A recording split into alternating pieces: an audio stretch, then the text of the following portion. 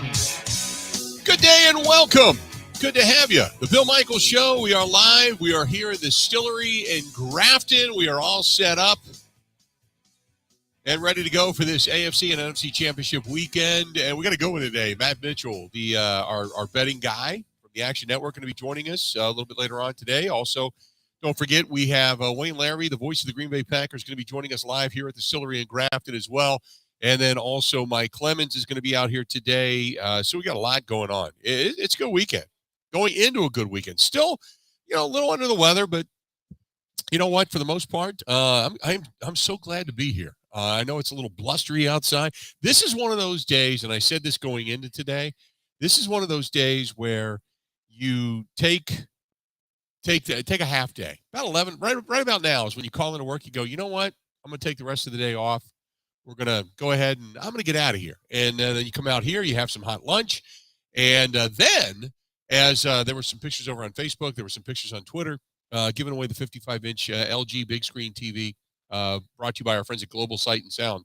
So we're going to thank them for donating the television for the broadcast today. So come on out to the Stillery. We're here in Grafton, and whether it's Bud Light specials, we are brought to you by our friends at Bud Light. They have Bud Light stuff to give away.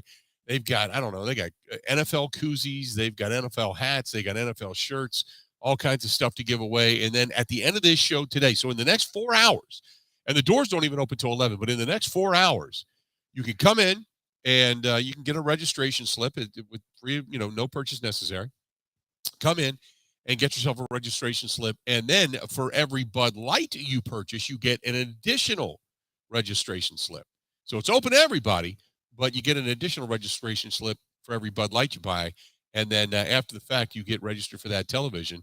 And we're going to give it away 2 o'clock today. 2 o'clock today, right here on the air. Going to give this thing away. And somebody is actually going to walk home with it because it's right there. I mean, we're just, here you go. Take it. Sign a piece of paper. Good to go. How are we looking? Kenny Madison today?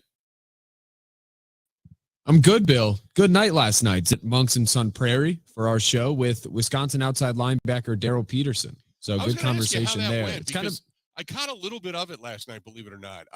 Kristen and I we went to dinner. Like I said, I've been a little under the weather, so we're sitting on the couch, and she had a Zoom call for a startup business she's getting involved in. I had nothing to do. I don't want to say that, well, I got nothing to do, so what the hell? It's like better than killing myself. So, to listen to the program. But I listened to a little bit of it last night, so I was like, wow, that's, you guys were killing it last night. It was good stuff. It was good. We learned that others in the world also wonder if Luke Fickell's ankles get cold. Yeah, I kind of giggled because I know you and I have talked about this, and Zach is anti-socks and more sandals.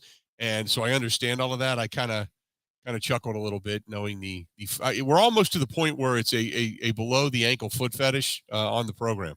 Just an FYI, we're closing in on that. Yeah, it's not like at least our show is branded that way. Yeah, it's not a Rex Ryan toe sucking fest or anything like that. But at least that's kind of the area that you guys are starting to delve into a little bit. So anyway, correct. I should find that drop though.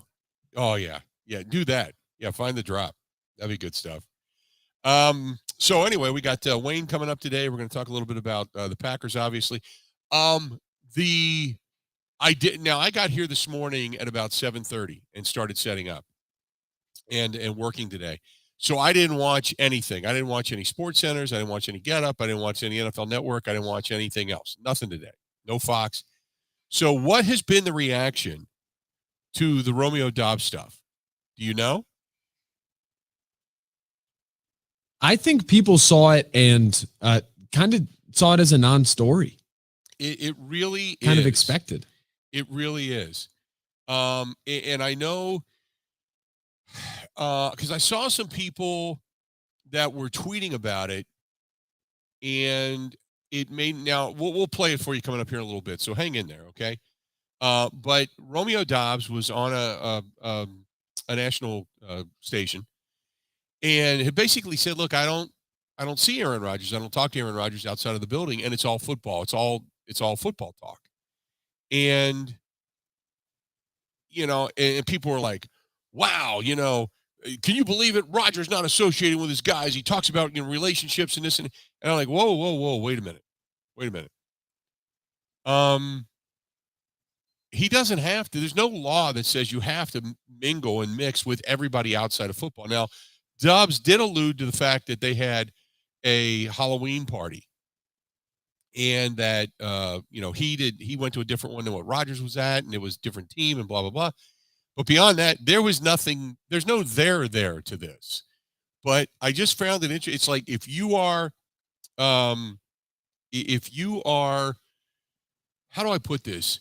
If you are a Rodgers hater, then you looked at this and went, okay, Rodgers doesn't associate with anybody. He's arrogant. He's Aaron Rodgers. He's over the top himself. If you look at it as a football guy, you're like, it's exactly what it's supposed to be. When they're in the building, it's all football. I appreciate that. I think what Doubs was kind of maybe alluding to the fact when people were asking, and he was answering a question. It wasn't like he just brought up one, man, that cat doesn't hang out with anybody. He shuns us. He comes in, does his thing, and he leaves. It wasn't like that. But to me, this is probably more about Aaron Rodgers comes in. He's all business. We're going to do our work. He had a lot of praise for Romeo Doubs throughout the season, specifically early on. And it was no big deal. It was a non-story. And let's be honest. Now I do have younger friends. I could see Ben, you and I going out and hanging out together. I'm in my 50s, you're in your 20s. So I can see that we work together like that, but that's few and far between. But when Rodgers is in the season, he's in the season. You go to work, you go home, you get your rest, you do your thing, and then you're done. Maybe at team meetings, but you're around the team the majority of the time. They try to get you home in the afternoon, but when you go home, you're doing film study, you're doing the things that you should be doing to get you better. So this whole thing about whether or not Rodgers should be hanging out with his teammates, and so it's kind of bogus. And for anybody that wants to make something of it, it's there's not much to be made, I guess, is what I'm trying to say. There's not much there in all of this. But I guess if you want to say he should be doing more to bolster the relationship with his teammates, maybe that's the direction you want to go. I don't know, but I don't think it's any kind of a real big deal, to be perfectly honest with you. So not a big deal to me, but to some, it's a huge ordeal. It's a huge deal. 877-867-1670, 877-867-1670. This is what Romeo Doubs had to say on CBS Sports. Can you give us an outside of the facility hanging out with Aaron Rodgers story? I didn't get a chance to hang out with him, but not one time he didn't take you guys out. One time. As far as being around 12, I'd say possibly it's always been football. So in the building, on the practice field, there was never a time where got to really, or not. There was an event, not an event, but we had a team get together for Halloween. I thought that was pretty cool. There you go. Got together for Halloween. Nothing crazy. Okay. To me, like I said, I think it's more of a non-starter than anything, but that was it. That was the comment. So then when he made that, it was, like I said, the finger pointers that wanted to say Rodgers is this and Rodgers is that, the haters, that gave them reason to hate. But it's no big deal. It is absolutely. If I was a police officer standing in the middle of the street, I would be holding my hands up and I'd be saying, nothing to see here. Don't worry, nothing to see here, nothing to look at. Keep moving. And it was a specific question. It wasn't like I said, he didn't bring it up. It was saying, hanging out with Aaron Rodgers, what's it like? And he's like, well, I really didn't. I'm 22, he's 39, and he went home and did his thing. I went out with my guys and did my thing. I went home, studied my playbook, because I got to, do whatever. And that was it. So nothing to see here. You didn't think it was a big deal, did you, Ben? No, I didn't. And frankly, we talk about Rodgers being there.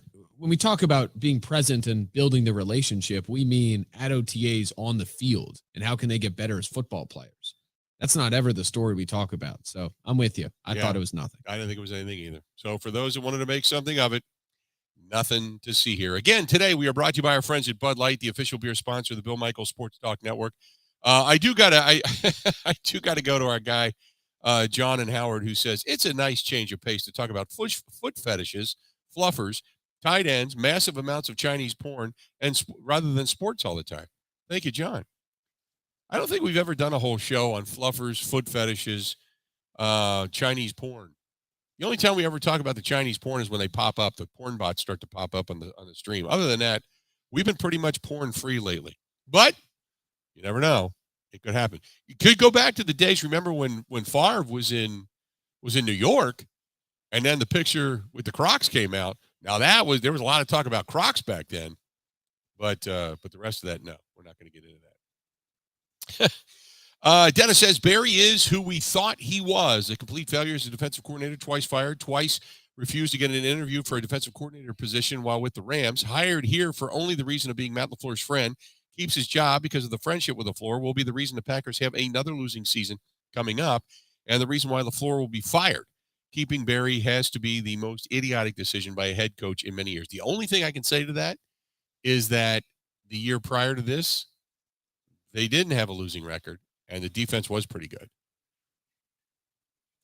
I mean, that you can't argue with, right? You can't say, nah, baby, nah, because the defense was actually good a couple of years ago under Joe Barry. So whatever happened this past season, whatever reason they decided that it wasn't going to be, I don't know. I don't know what caused Joe Barry's defense to be so bad. I just guess philosophically it never materialized with some of the guys in the back end. Jair didn't really care for it, and a couple other guys, from what I understand, didn't care for some of the philosophical differences, we'll say, of playing softer in certain areas. And when guys began to go rogue, things began to go wrong. And then finally, when they started to play together towards the end of the season, things got a little bit better. But when you needed them in the biggest moments, there were some failures. I agree with all of that. I thought Barry should have been fired and then give this defense a re-energization, if you will. But Matt LaFleur decided not to do that, and he ended up keeping Joe Barry, and then, so be it. 877-867-1670. You want to find us? That's the phone number to get a hold of us. You want to follow us on Twitter? You can do so at Bill_Michaels, at Bill_Michaels. You can find Ben Kenny at Ben Z Kenny over on Twitter as well. You can find us on YouTube. Go to youtube.com/Bill Michaels Show. Same thing over on Twitch TV. Over on the Facebook fan page, you can find us at facebook.com/The Bill Michaels Show. Email the program, such as our buddy John up at Howard did. And you can get hold of us, thebillmichaels@gmail.com. You can listen to us on Google Podcast, Apple, Spotify, all the different podcasting software that's out there. You can find us even on iHeart. You can find us on the Wisconsin Sports Zone app and all that kind of good stuff. Let's do this. We're going to step away, take a quick break. Coming up at the end of this hour, we're going to talk a little betting coming up this weekend with our old boy, Uncle Mitch. Matt Mitchell is going to be here. Don't forget, in the noon hour today, for those that listen live in the program, the noon hour today, Wayne Laravey, the voice of the Green Bay Packers, is going to come in for a little while today and hang out with us. I'm really looking forward to that. And also the last hour of the program today, live and in person here as well, Mike Clemens. Come on out. We're at the Stillery in Grafton. Doors open up in about 45 minutes. Come in and get some lunch, get a Bud Light special, maybe taste a little whiskey if you want to do so. They have a whiskey club out here you can be a part of. Fantastic place, fantastic people. I've been here numerous times since they've opened. They just opened not that long ago, and it's been a raving success out here in the Grafton area. Come on by and say hello. Stay tuned. We are brought to you by our friends at Bud Light. We'll be back coming up right after this. Covering Wisconsin sports like a blanket. This is the Bill Michaels Show on the Wisconsin Sports Zone Radio Network.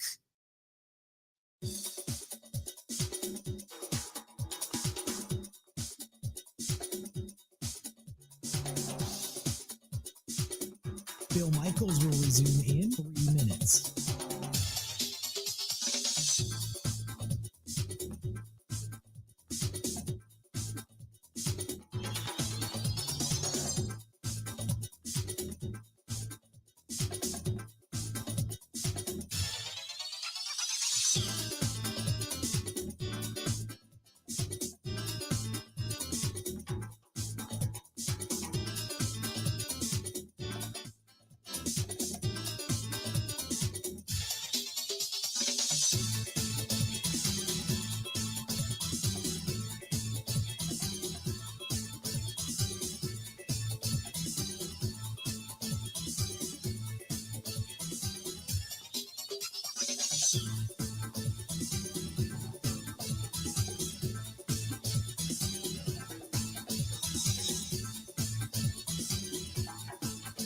Bill Michaels will resume in 2 minutes.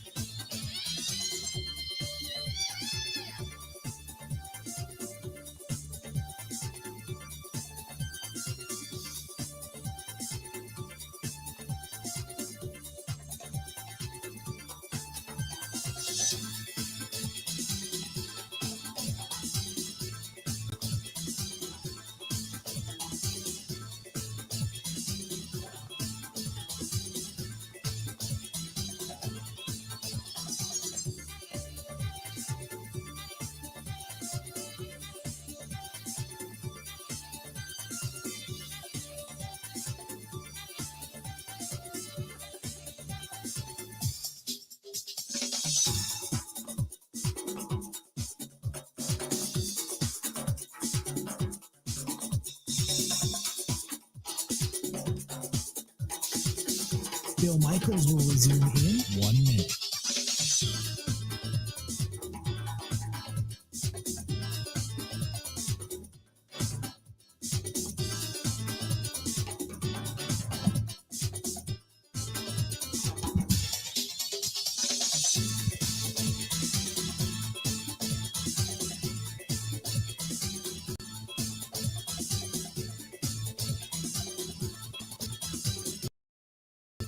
Bill Michaels will resume in 30 seconds.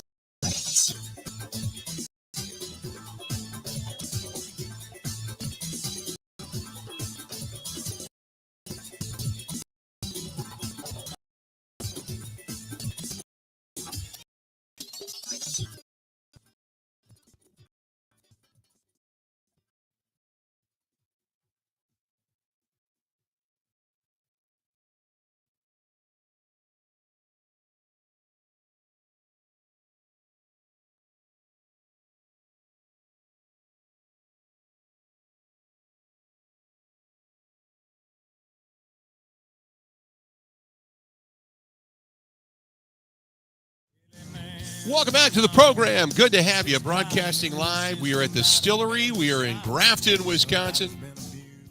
Good to have you on board today. Good to have you on board today.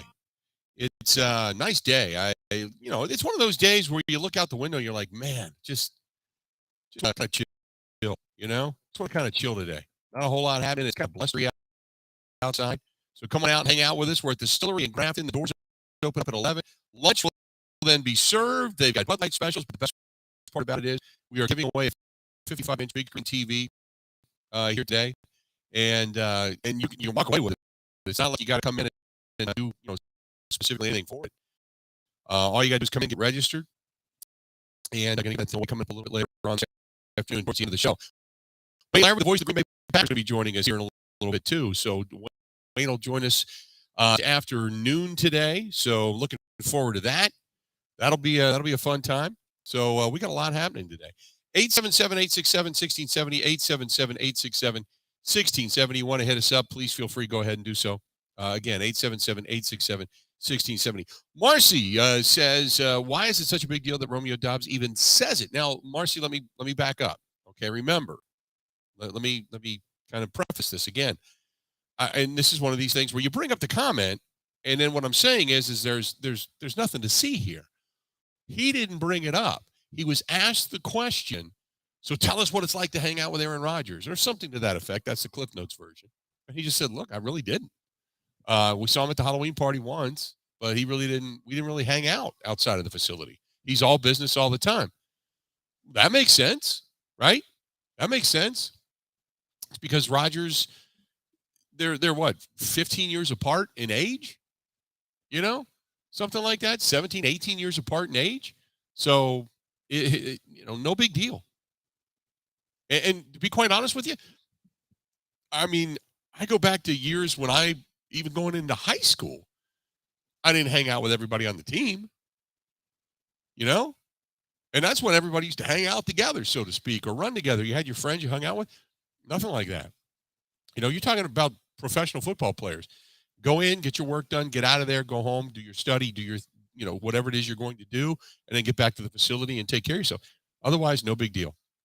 877-867-1670. Find us.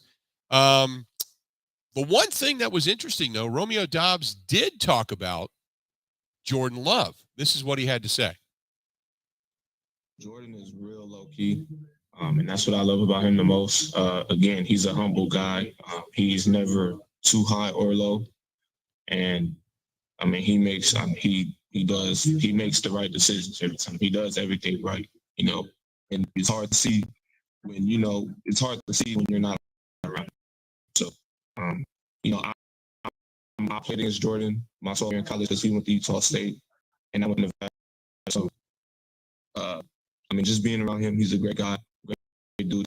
He has a lot of boys, and I'm just glad I get to be around him too. Because you're right, nobody hasn't really seen what he can do. There you go. And he's right. I mean, nobody's really seen what Jordan Love can specifically do as of just yet. You kind of get a sense of it, but I go back to, we've talked about it over and over again, 2 series against Philadelphia. He looked really, really good.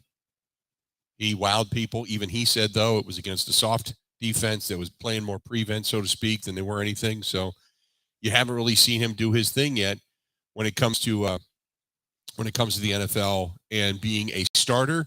And as Brian Gutekunst said, being a winner. It's one thing what you do behind closed doors at practice. It's another thing what you do on the field, every week for 17 weeks on game day. And can he be a winner? We don't know. We don't know if he can or can't. So hopefully he can, but hopefully we won't have to find out for a while. 877-867-1670. By the way, I got a note here that said from Mark. He said, "Hey, do you have any memory of Billy Packer?" Billy Packer passed away. Billy Packer, at the age of 89. Remember, he was for so long did the NCAA tournament, and Billy Packer was. Do I have a memory of him? Yeah, but it's not good. Now, Ben, do you remember Billy Packer calling NCAA tournament games? I don't think so. Really? Okay. Billy Packer for years called NCAA tournament games. Some of the biggest games in championship games and such in college basketball. And I'll be real honest, Billy Packer was an ass. He's one of those guys where you say you're not going to pass away, you're going to nasty away. He was kind of I don't mean to dance on somebody's grave. I mean, but he was an angry old dude, man. He'd say hi to people he liked, don't get me wrong. But if you just wanted to meet him, or if you just wanted to, put a hand out and say, hey, very nice to meet you. Yeah, he wasn't a nice guy.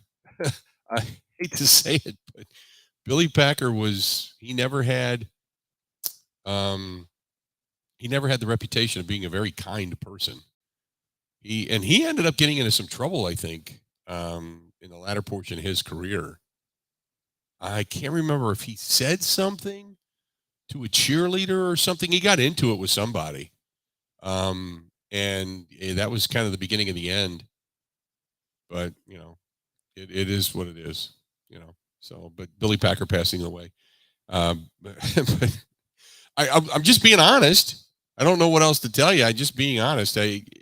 People ask me my opinion. I'm not going to sugarcoat it. I'm not going to say, "Oh, it's a shame he's passed away," and the sporting broadcast world's lost. He is a legend. He did what he did for a long, long time, and he was good at it. He was a terrific analyst, but he was an angry old dude. There's no sugarcoating it here. He's just an angry old dude, man. There you go. It is AFC and NFC Championship weekend. Like I said, coming up here in about 15 minutes, we're going to start talking about some betting and such. Our buddy Matt Mitchell is going to be joining us at the Action Network. He's going to swing by. We'll talk with him. This one's from Jason, who says, with all the Jets talk and the Jets saying they'd give anything to get Aaron Rodgers, what would it take for you to say Aaron Rodgers bye-bye? Oh, how do I put this? I've told you what I think is going to happen. Okay, if you want very frank and very honest. Okay, I think this is what will happen. I think Rodgers wants to come back. I think he's playing football regardless. I think Rodgers wants to come back and see if he can extend the legacy in Green Bay. I think the Packers will welcome him back and give him that opportunity. I think they'll run it back one more time. I think they'll decide to keep Jordan Love. knowing that after this upcoming season, that'll be it. That this is the one last time. And if they can't do it, or the circumstances could change, but regardless, okay. So I think he's coming back. I think he'll be here. I think he wants to play. He's not giving up the money. None of that. Okay? I think he's coming back. What I think as a fan, okay, let me give you the preface here. As a fan, as somebody, what do I hope happens? Okay? In my green and gold glasses, sitting at home in my jersey and my Zuba pants, okay, what I hope happens, what I'm hoping for is Rodgers to come back to Green Bay. Everything that we thought was going to be this past year begins to solidify for this year. The offensive line stays healthy and plays well. The defense lives up to what we thought it was going to be, right? And they run it back. They pick up DeAndre Hopkins. Maybe they trade for him. They get another wide receiver in the draft or a tight end who really kind of breaks out. You got Christian Watson stays healthy, Romeo Doubs, Samori Toure, and then maybe another guy they draft or two. Okay, I think all of that happens, and I look forward to all of that, right? As a fan, that's what I want to see happen. Okay, and then they go to the postseason, they win in the playoffs, and then we're getting pictures taken of it. How you doing? And they go to the playoffs, they get to a Super Bowl, they hoist the Lombardi Trophy, and they ride off into the sunset. That's what we hope happens, right? That's in my heart and the green and gold glasses. In my head, the logic, what makes the most sense, 110%, is that if you get a terrific deal for Aaron Rodgers, it's probably time to move on. Now, I haven't said that a whole lot publicly. But if you look at what you can get, if you do get 2 first-rounders, if you do get cap relief eventually, if you run it back and you're only hurt really financially for a year, then you can jumpstart it if you believe. Now, again, let me preface this. If they believe that Jordan Love is the real deal, then whatever you get for Rodgers, you probably should make the deal. Okay? But if you don't get 2 1s or whatever it is you think you're going to get, if Jordan Love, if you are still suspect and you're sitting there going, man, I just don't know if this guy's got it. Mark just asks, he said, well, why were you so hell-bent on getting rid of Favre to bring in Rodgers? No. Favre was washing back and forth. Okay? That's a separate entity. So it was easy to make that decision. You know why? Because you knew what you had in Rodgers behind closed doors. You saw it. There were a lot of people that saw it. I remember Dorsey sitting there with us talking about Rodgers when they drafted him, when they brought him in. I remember them just sitting there and salivating over him going, I cannot believe that he fell. I can't believe he didn't go number 1. I can't believe he fell to us. We are locked in. Favre hated it. Favre was pissed. But they all said the same thing, that they knew what they had in Rodgers. I mean, Rodgers was kicking their ass behind closed doors. He was beating them up behind closed doors. I'm just waving. But so anyway, long story short, that's the reason that you wanted to make the deal, was because you knew what you had in Rodgers. You don't know what you have in Love. So hopefully that happens. 877-867-1670. Hit us up, 877-867-1670. Got more of the Bill Michaels Show live at Distillery in Grafton coming up next. Ready? This is the Bill Michaels Show on the Wisconsin Sports Zone Radio Network. Even when the weather outside is frightful. your energy bill could be much more delightful. Hi, I'm Gina Della from Pella. Replacing drafty windows and doors can dramatically lower your energy costs. Pella Windows and Doors of Wisconsin offers some of the most energy efficient windows in the industry, designed to keep the cold outside where it belongs. You'll help kick the January blues when you choose to book by the 31st for 0% interest up to 2029. You heard that right. No interest up to the year 2029 if you book by January 31st. Pella's premium wood windows and patio doors feature distinguished craftsmanship and nearly endless possibilities, with maximum design flexibility in dramatic sizes, custom colors, finishes, profiles, product types, and more. Hurry. To get the 0% interest up to 2029, you have to book by January 31st. Visit PellaWI.com. Certain restrictions apply.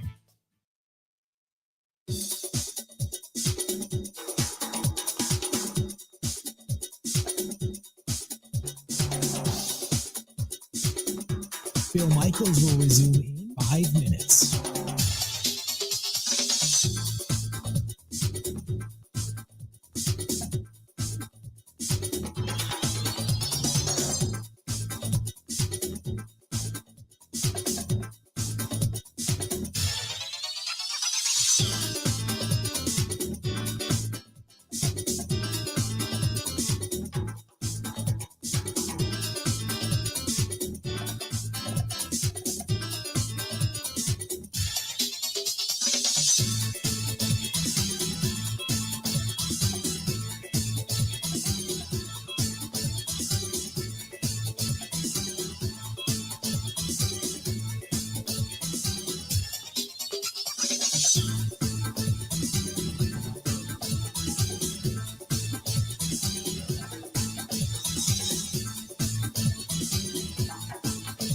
Bill Michaels will resume in 4 minutes.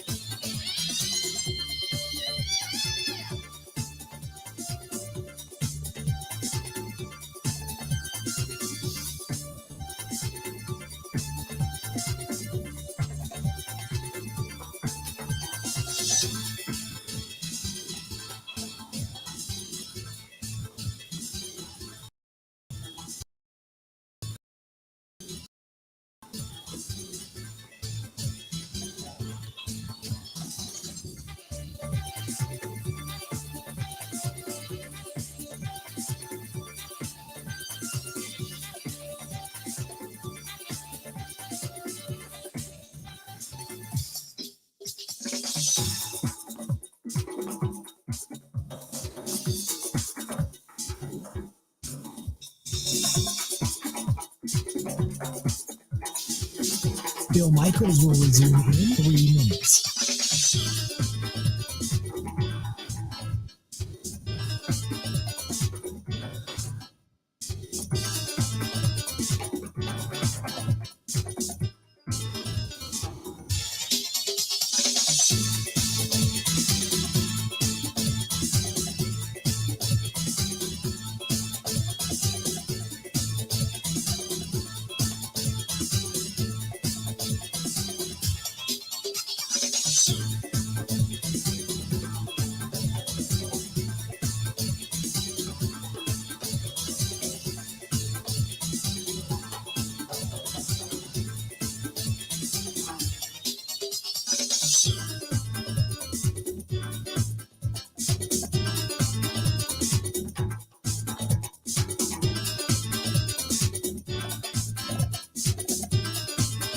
Bill Michaels will resume in 2 minutes.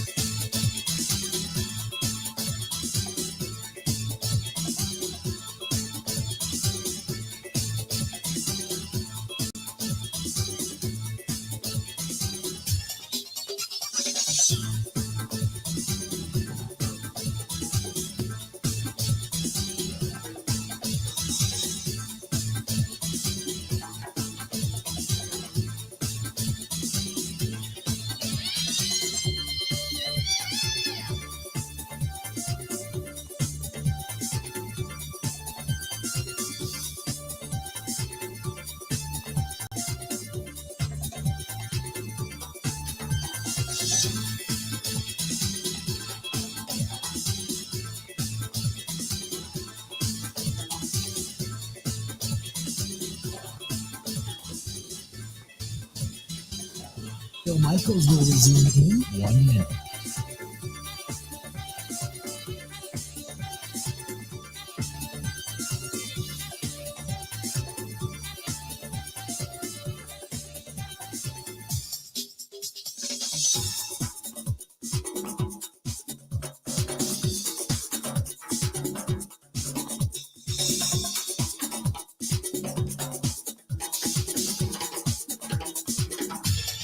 Bill Michaels will resume in 30 seconds.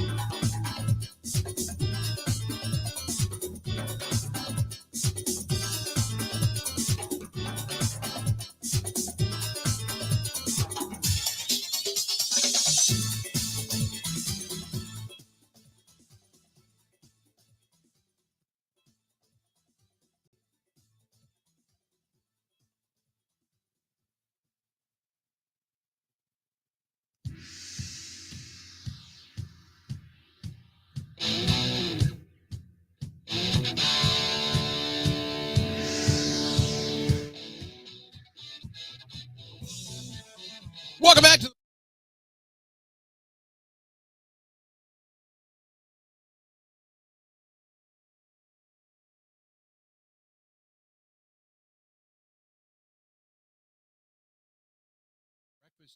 You can swing by and buy yourself a cocktail, and you have free pancakes coming on Sunday morning. So if you're going to go in there early on, maybe get your breakfast on, and then get yourself set up for the AFC and the NFC Championship games, you're good to go. That's a Social House, Haus, on Lisbon Road in Menominee Falls.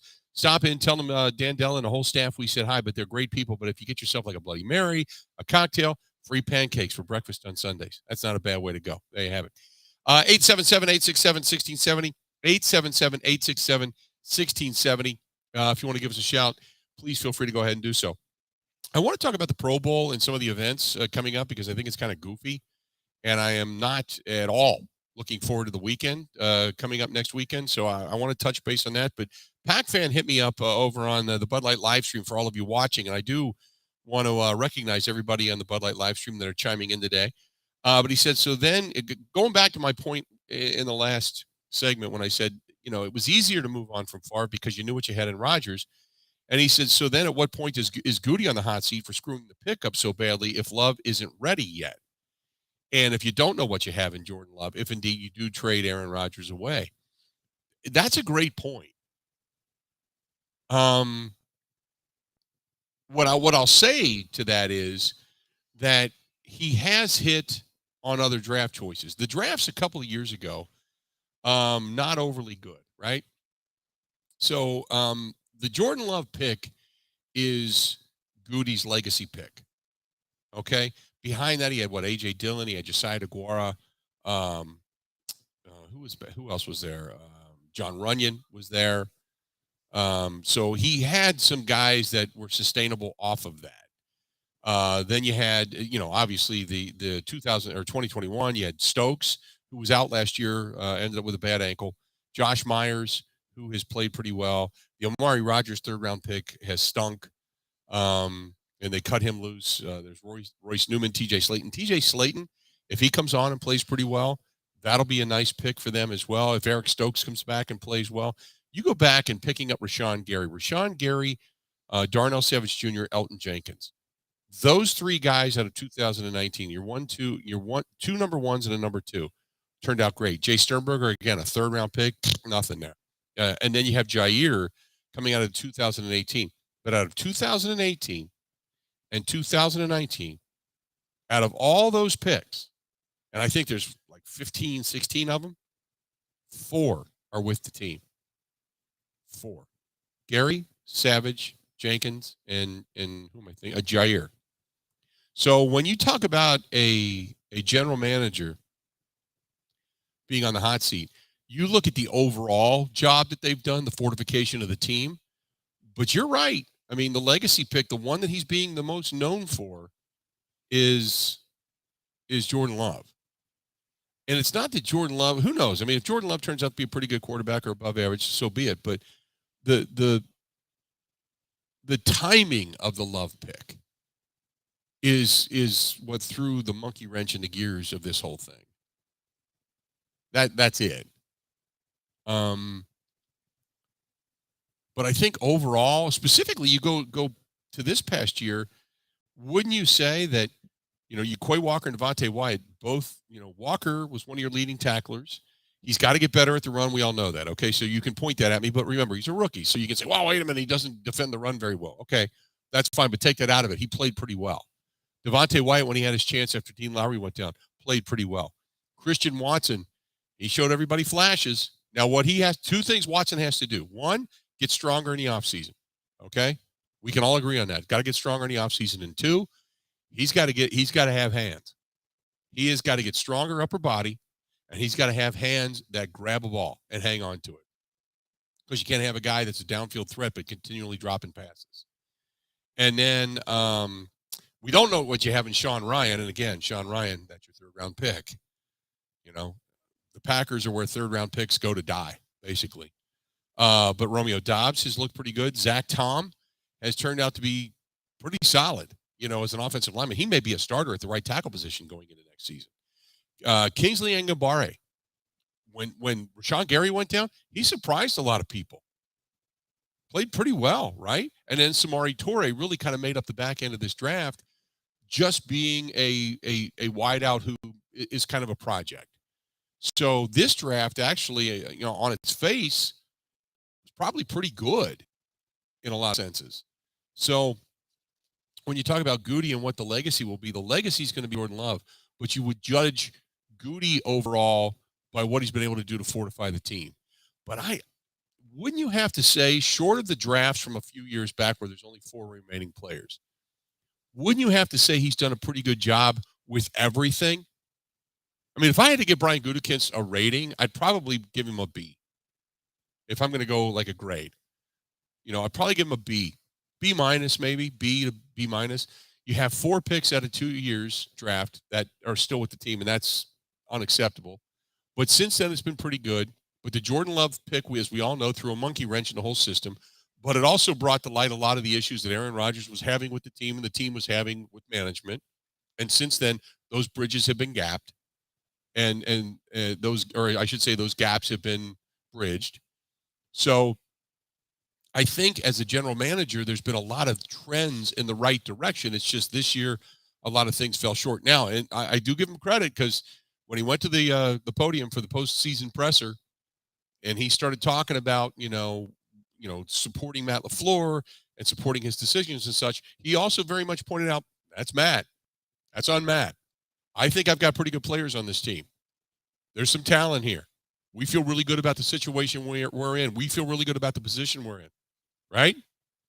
And then he said, I got pretty good talent here. The rest is on Matt. And Matt's, we support Matt in keeping Joe Barry and all yada, yada, yada, yada. We support all that, right? Okay. In doing so, he in essence said, if it fails again, it's Matt. It's his staff. It's him, not me. So we'll see what happens by the time it's all said and done. Let's do this. We'll talk some betting lines when we come back. You want to get into the betting? Maybe you got some gauge you want to throw down this coming weekend? Matt Mitchell, the Action Network. He's going to be joining us coming up next. Stay tuned. This portion of the program brought to you by our friends at Quick Trip. Stop there, oddly enough, although I do it almost every day, but stop there earlier today on the way out here and picked a couple things up. And I always love heading into Quick Trip today because you can leave it outside in the car. Got some milk this morning, which the milk is always fantastic. It's very fresh. It's always great.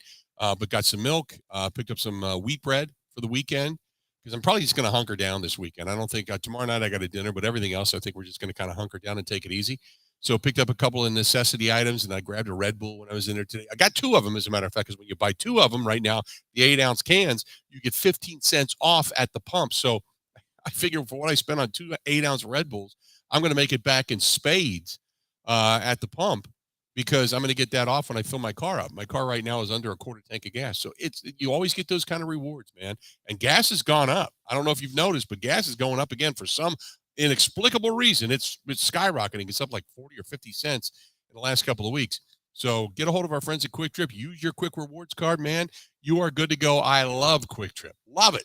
Love it, love it, love it. Stay tuned. We got a whole lot more of the Bill Michaels Show. Matt Mitchell, the Action Network, talking some betting, coming up next. This is the Bill Michaels Show on the Wisconsin Sports Zone Radio Network.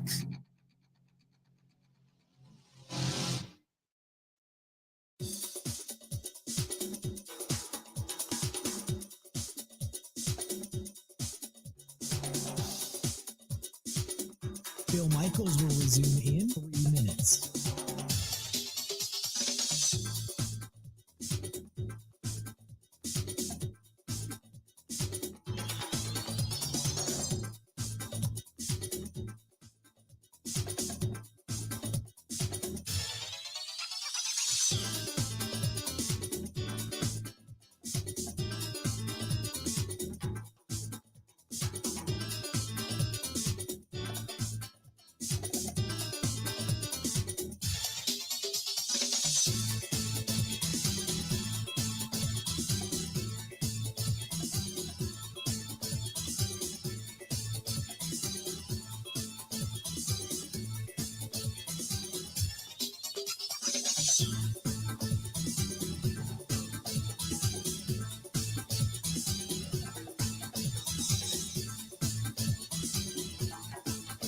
Bill Michaels will resume in 2 minutes.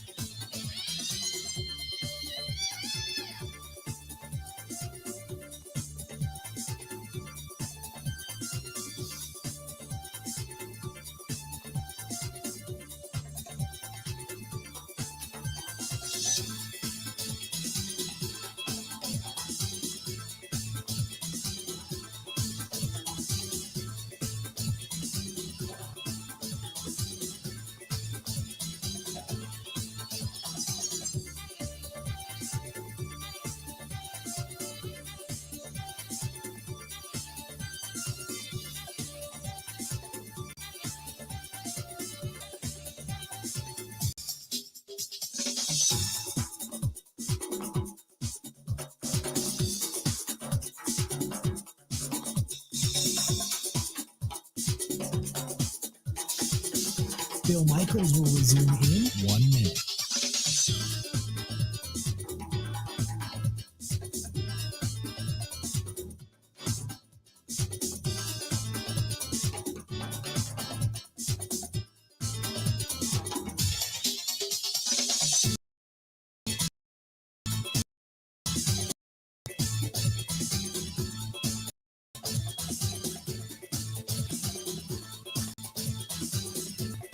Bill Michaels will resume in 30 seconds.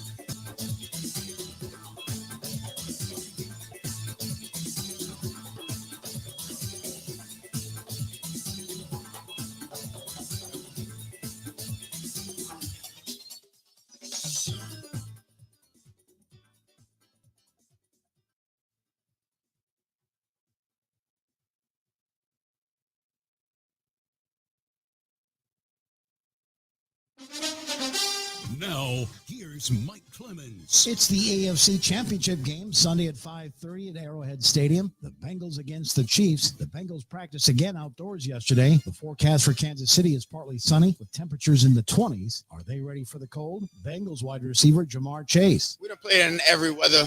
It's not about us being ready. It's about us being prepared for the situation. Execute when it's time to execute. And, you know what I'm saying, make the first downs and contested catches. That's what it's all about. You hit the gritty, and then you went into the fadeaway. Did you have something special this week, potentially? Another twist on the gritty?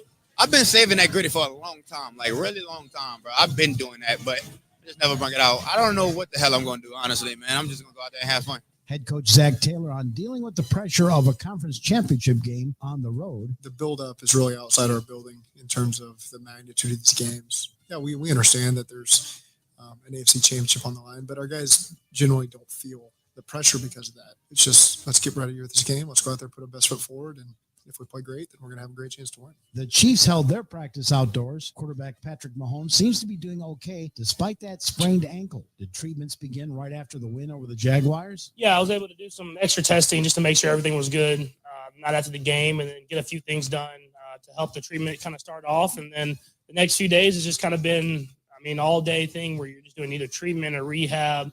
It's a full day thing where you're trying to make sure that you're obviously prepared for the Bengals and a great football team, mentally and physically. That's Chiefs quarterback Patrick Mahomes. I'm Mike Clemens on the Bill Michaels Show.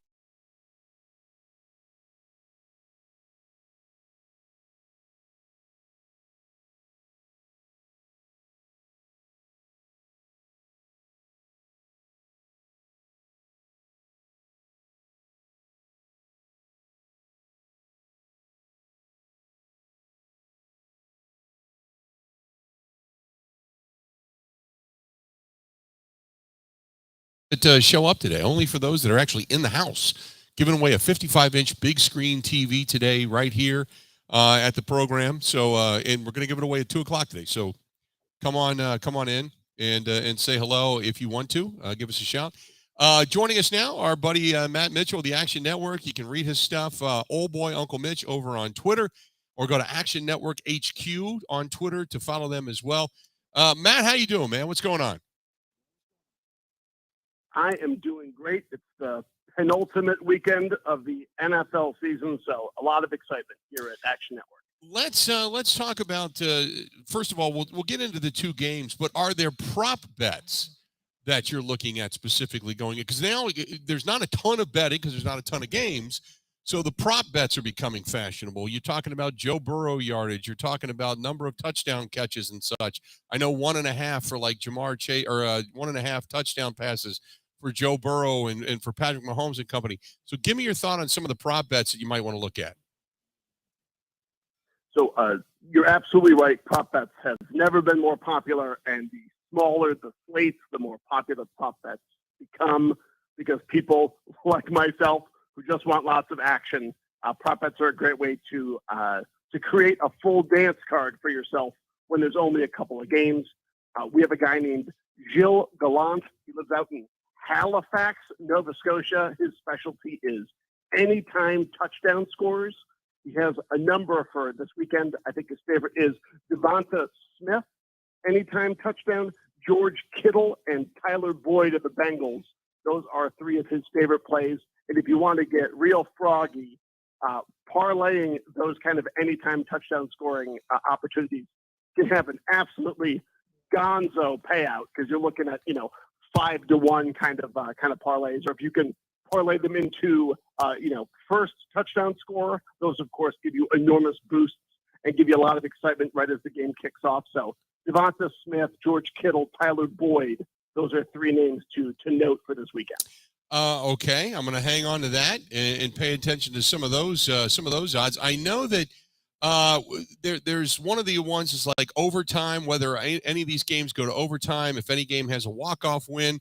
Those are just fun to jump on, right? There's no real rhyme or reason to that. Or is there something to be said because Cincinnati and Kansas City, in every one of Cincinnati's wins that's only been by 3 points, is that something you want to jump on maybe the more likelihood to go to overtime because these two teams have played so closely together?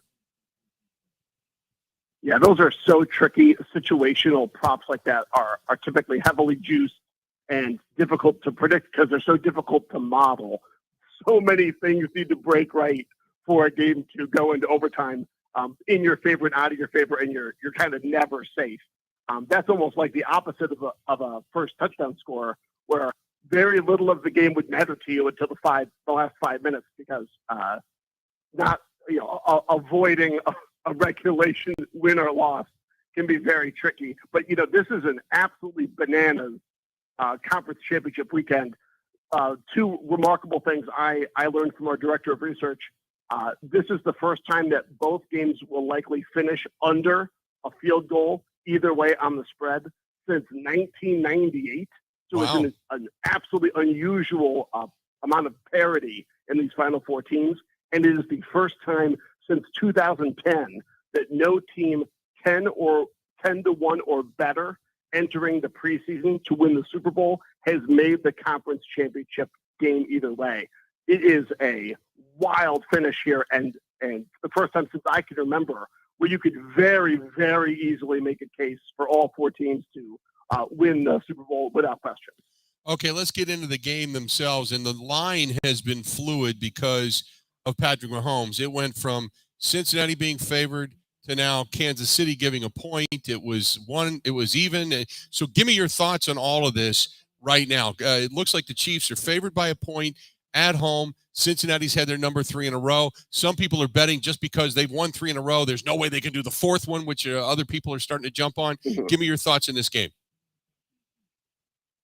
Yeah, so for Kansas City, Cincinnati, I will note that it's a misconception that games moving from plus or minus 1.5 is a significant swing. It certainly matters, especially for a game that's predicted to be fairly tight. But typically, sportsbooks are very apt to move a game based on money and information over the zero because the game is so unlikely to land on a number under 3. So I wouldn't be too swayed if a listener feels strongly about Cincinnati or Kansas City. Plus or minus 1.5 isn't going to make or break you by and large in a game like this. It is a fascinating matchup because so much of it is perceived to be coming down to the health of Patrick Mahomes. He obviously had that high ankle sprain last week, didn't return. He was kind of waxing and waning, but I think he'll be so full of Toradol in that ankle. I don't think we're going to see a lot of difference on the field. It is his plant foot, which is troubling. But again, I don't think he'll be feeling a whole lot of anything come game time. Really, it comes down to, do you think his scrambling matters? I don't think he'll be doing a lot of running around, but he's a guy used to making unconventional throws anyway. So ultimately, when he came out this week, did his press conference, was not in the boot, was walking normally, kind of Kansas City bettors breathed a sigh of relief. And I think the speculation that he would be anything less than healthy for this game in terms of how he'll appear on the field, I think all of that was assuaged. And we'll see if Patrick Mahomes, Joe Burrow matchup that people are demanding. Cincinnati, absolutely on fire right now after pulling the pants down to the Buffalo Bills in Buffalo last week. Joe Burrow has an absolutely remarkable record versus teams that are 500 or better. Something like, dating back to LSU, he's something like 30-10 against the spread versus teams that are 500 or better. So he's just an animal. He's just an absolute cold-blooded assassin in these games. So personally, I do not like putting my money against Joe Burrow, especially in the playoffs. That has paid off for bettors coast to coast. So a lot of speculation that this game will go under, and it will be a little bit more hard fought. Points will be a little bit harder to come by than people perceive it to be. Total at 48 right now. I think under is a pretty good play, especially in an outdoor game like this. And I think if Cincinnati gets the lead, they're going to look to grind this game out with Joe Mixon. So, Matt, we got to cut you out. We're at the top of the hour, buddy. I appreciate it. Great stuff as always. Thanks to Matt Mitchell. Going to go take a quick break.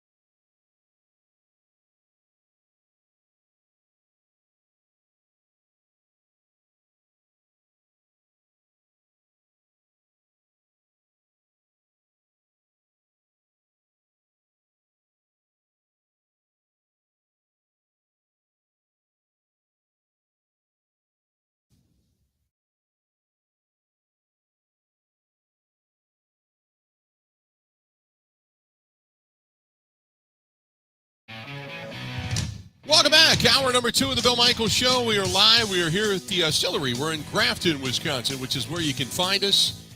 And 3 hours left. Doors just open. So if you want to come in, you want to get some lunch, you want to get something to eat, you can come in for some Bud Light specials as well. But just walking through the door you are then you can get some registration slips to be registered to win a 55-inch big screen TV, an LG big screen TV.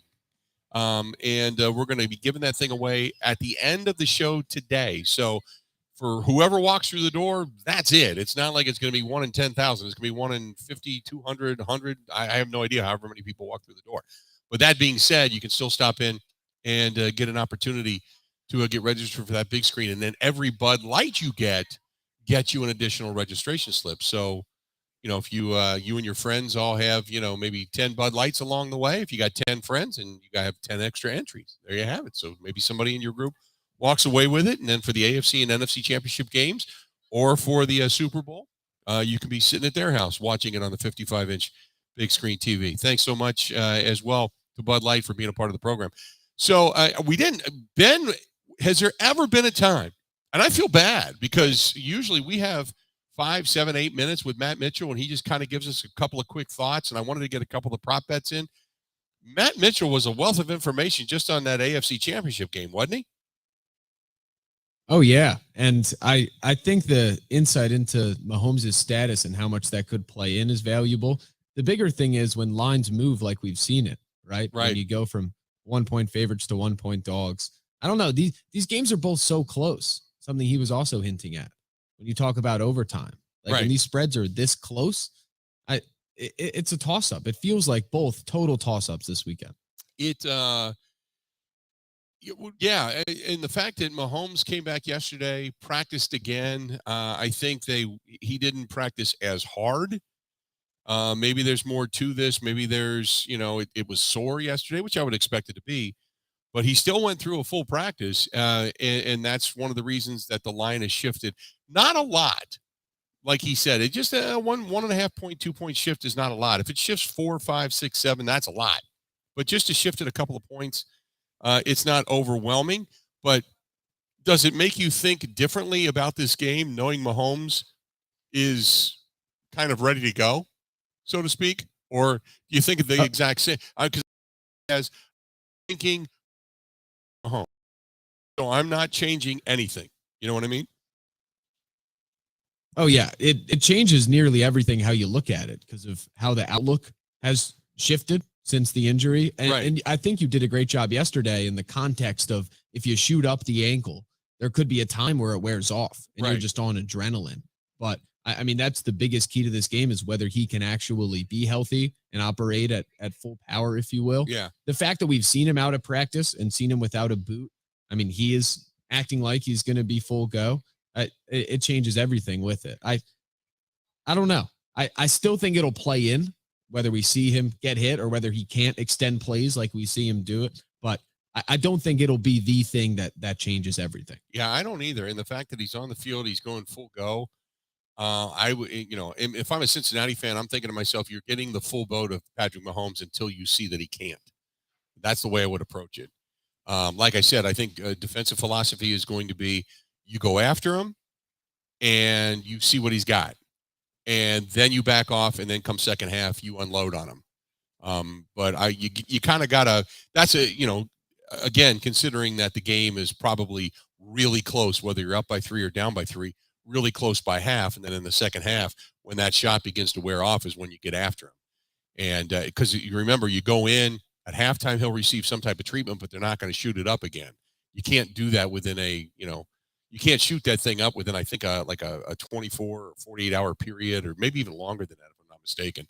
But, and again, we talked about this yesterday. The first shot that he received on Sunday when he hurt the ankle, the first shot was at halftime. The second shot, which he'll receive prior to the game on Sunday to make it feel really good, will not be as effective.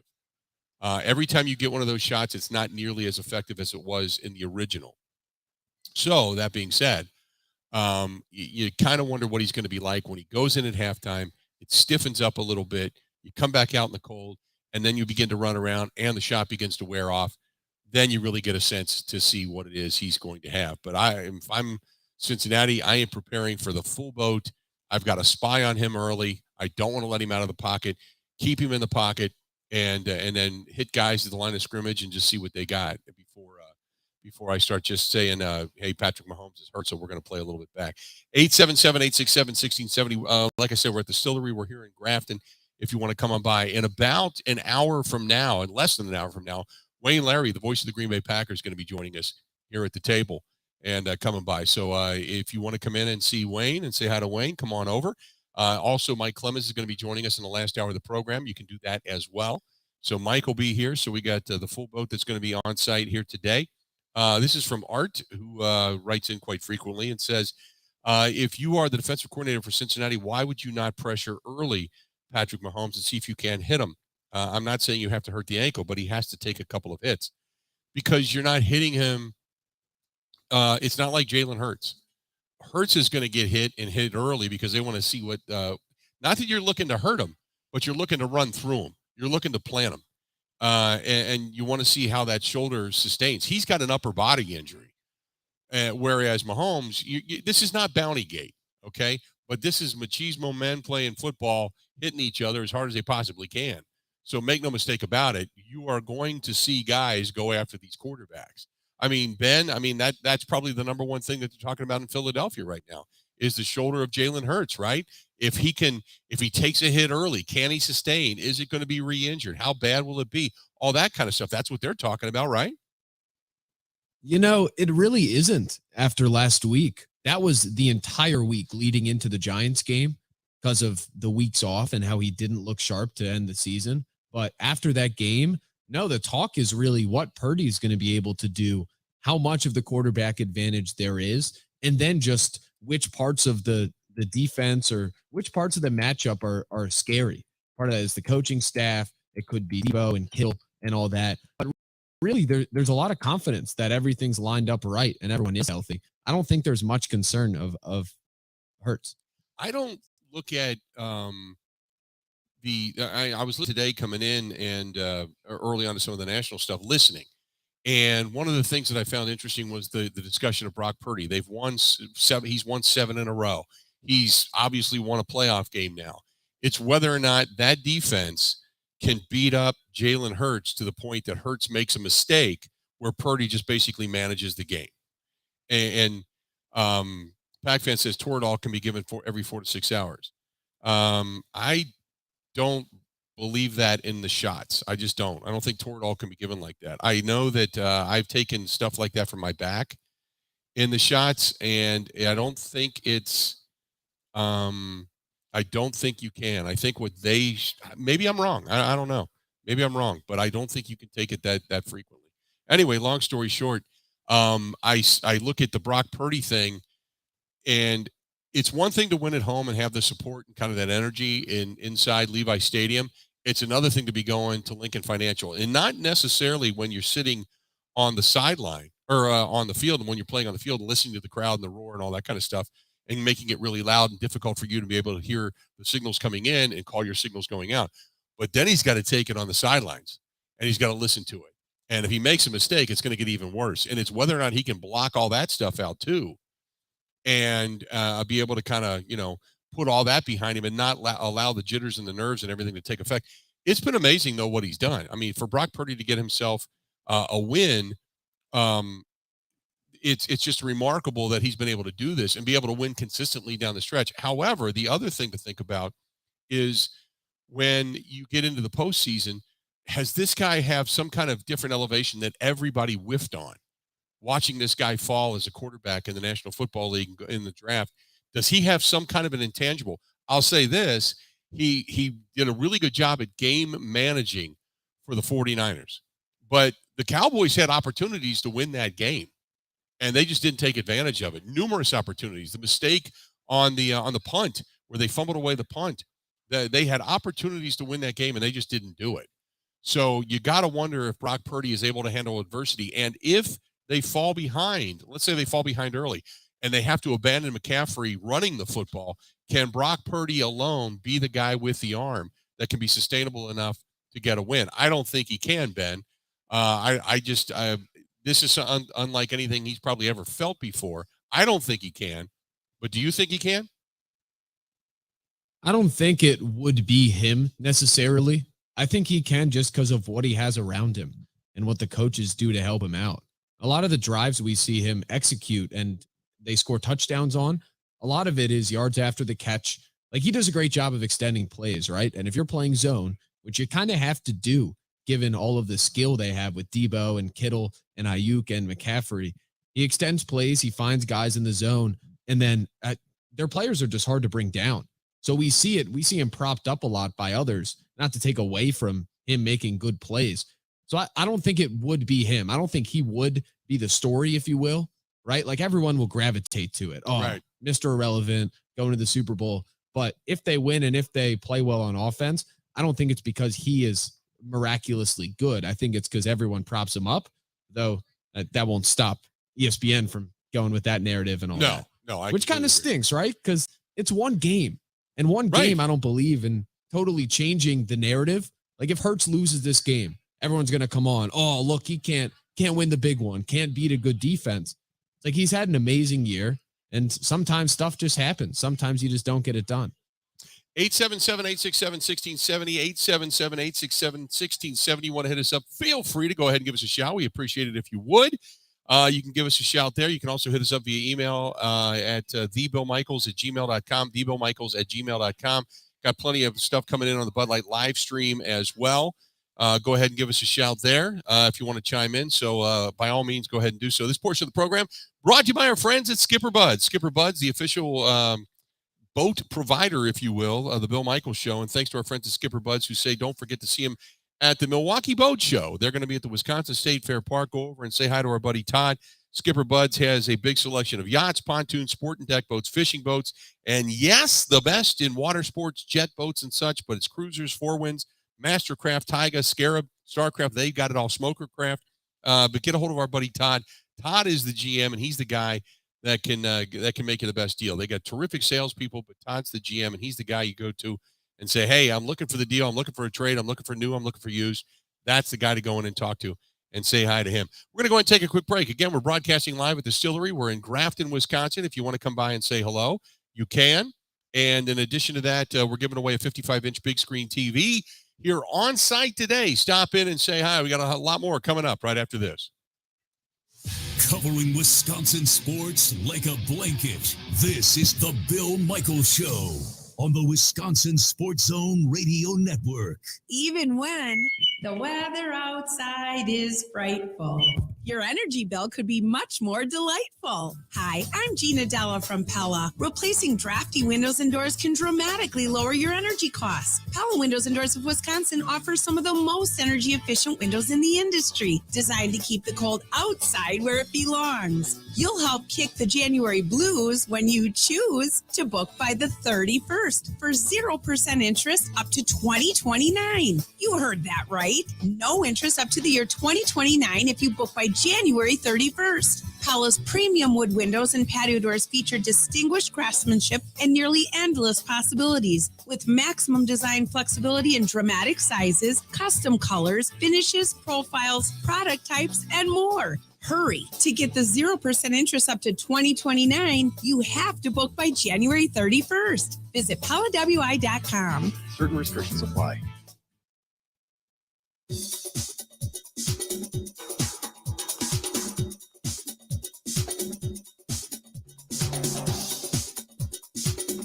Bill Michaels will resume in 3 minutes.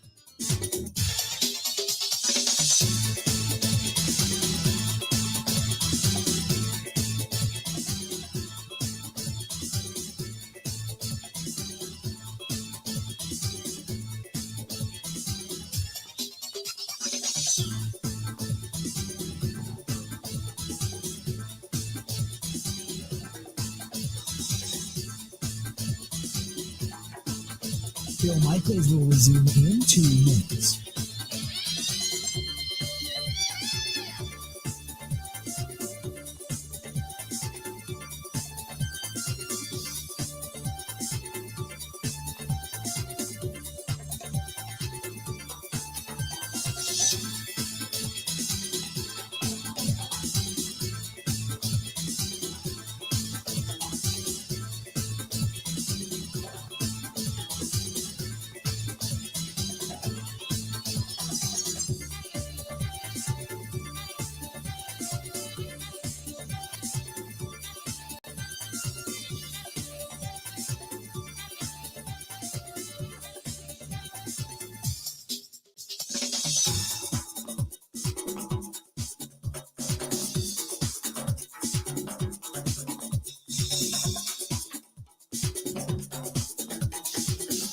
Bill Michaels will resume in 1 minute.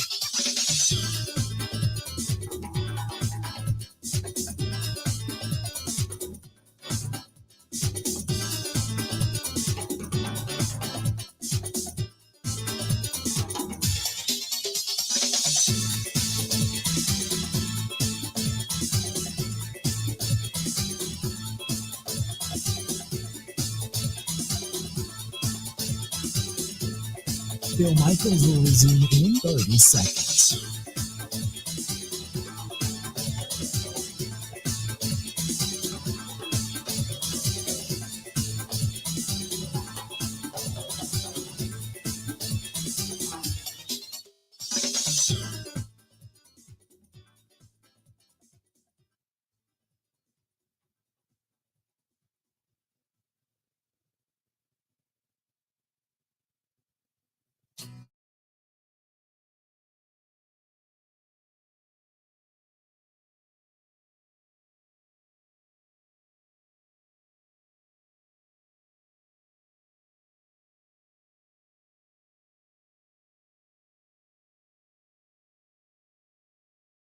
Distillery. We are in Grafton, Wisconsin, which is where you can find us. We are brought to you by our friends at Bud Light, the official beer sponsor of the Bill Michaels Sports Talk Network. If you want to come out and get some lunch today, they have lunch specials, Bud Light specials out here, giving away all kinds of tchotchke stuff as well. But coming up at 2 o'clock, we're going to draw one of the names, and somebody's walking home with a 55-inch in the really can, but throw it in your car or wherever you're going to, park it, and then get it home. And in the NFC Championship games this weekend, look a little clearer on something that's 55 inches and free. That's for damn sure. 877-867-1670, 877-867-1670. Okay, just to clear it up, I've got people that are emailing me now all about people are researching tramadol or whatever Toradol or whatever the hell it is that they're going to shoot up Patrick Mahomes with. Okay, I have a guy who's a doctor who emailed me, and he said, injectable Toradol at a high dosage can't be given more than once every 15 hours. They can give him and administer to him lower amounts. You can do it at, he says, you can do it in the beginning of the game. You can probably do it at halftime, but it will not have the same effect. You are correct that once you give Toradol, the second shot and even third shots are nowhere nearly as effective. It takes about 35 to 45 minutes to take effect, so he'll get it about an hour before game time. We have dealt with this before with sports medicine, but you are correct that you can't over-inject a certain area and or muscle. It can then become immune to the effects of Toradol. So there you go. Thank you very much. Everybody's kind of right in this, I guess is the best way to put it. So I love it when we throw something out there and our listeners start to all chime in. Elsewhere in the NFL, it all circles back to Aaron Rodgers. Ben, I don't know if you were checking out into the national stuff. Rodgers is all the talk, obviously, in New York. Jets fans are salivating over the fact that they now believe it's no longer of will they trade him, it's they believe in some way, shape, or form that Aaron Rodgers is going to end up in New York somehow, some way. Now they're saying, what would you give him? So we'll see. We'll see, because there was a published, I shouldn't say a published post. There was I'm looking at Twitter now. They say they believe that it's going to be 2 number ones, and then the Packers are going to go after DeAndre Hopkins, and they're going to get the Packers would go after them, and then they would trade away their second-round pick. Would you give up a second-round pick for DeAndre Hopkins? I would not. No, I don't think I would either. I don't think he's dependable enough, frankly. Yeah. For what the team would need. He's been really banged up in his career. Now, he's not, Julio Jones. He still has skills, and if he could stay healthy for an entire season, that'd be great. He's got mad ball skills, but he's not overly reliable at this point, and was banged up again last year. I have not. Somebody just asked me what's his contract. I have no idea. I have not looked that in depth at DeAndre Hopkins to see what the value would be, so to speak, for him and what kind of contract absorption you'd have to take. But I'm not thinking DeAndre Hopkins is worth a second-round draft choice. He's the highest paid player right now for the Arizona Cardinals this upcoming season. His cap hit, his cap hit is $30 million. His cap hit, Ben, is $30 million, and it's going to be $13.6 million or 13.67% of the cap hit for the Arizona Cardinals. There's no way the Packers could get him. If Rodgers stayed, they couldn't get him for that, right? They couldn't bring him in for that. So for all the money, I don't know if I'm just trying to take a look at this. That's why the DeAndre Hopkins thing, I know they want to get rid of him, but I think DeAndre Hopkins would be kind of out of the picture. Bill, I tweeted yesterday that I would rather the Packers take Jackson Smith and Jigba from Ohio State at number 15 than trade for Hopkins. Well, I don't doubt that they bring in another wide receiver. I'm not doubting that because I think they'd go after that. But I still think you need another veteran, and I don't know if that's a matter of bringing back a guy like Cobb if he wants to play, or if that's bringing in another veteran from free agency. But DeAndre Hopkins, the dead cap money that the Cardinals would have to pay would be $22.6 million. His contract cap hit would be for 2023. If you trade for him, his base salary is $19.4. Signing bonus is $5.5. So he is he's a $30 million man. So you'd probably get him for what? 22.6 they'd have to pay.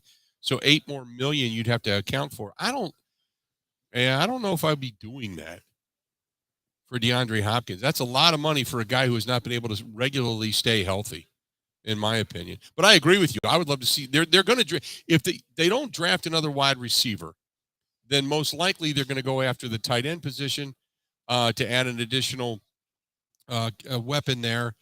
But I would assume they're going to draft a wide receiver in this draft, whether it's high or whether it's low. They're going to get another pass catcher. They're going to get a tight end. They're going to get heavier in the trenches. I think all of that's coming. By the way, some news today that the Rams, it's amazing how this is kind of like almost an incestuous group of coaches. The Rams are hiring the former Jets offensive coordinator, Mike LaFleur. Now, remember, Matt LaFleur was there at Sean McVay's wedding. He and Sean McVay, very good friends. Mike LaFleur, out of the Matt LaFleur family, who was with Matt LaFleur's friend, Robert Saleh, in New York, gets fired in New York, goes to now coach for Sean McVay. Nathaniel Hackett, the former friend and offensive coordinator for the Green Bay Packers, goes to Denver, gets the head coaching job, did not get Aaron Rodgers to come there, and has now been hired by Matt LaFleur's friend, Robert Saleh, and in New York. It's just a carousel. Sometimes it's not about how good you are. It's just about whether or not you fit. But it's the same names being retreaded in different areas, isn't it? Ian Rappaport reporting that, by the way, for Mike LaFleur getting a new job with Sean McVay. Boy, Matt LaFleur must have a little bit of pull there. 877-867-1670, 877-867-1670. So coming back here after the bottom of the hour, there's a piece that was written about Aaron Rodgers possibly landing in New York and with the Jets. And the number one Jets fan, publicly anyway, that is outspoken is Mike Greenberg. And he is with ESPN and with Get Up and such. And you're going to hear him losing his damn mind. We'll get all that coming up after the bottom of the hour. Before that, though, I got to get to Derek listening to us in Albany, New York. Derek, welcome to the program, man. What's going on? Hey, thanks. That'll be fun to listen to Greenberg lose his mind, Bill. A couple things. I think you're right on the money as far as what could happen, what your heart says and what your mind says. Bill, that's terrific, because a lot of fan nation, a lot of people out here feel the same way that you do.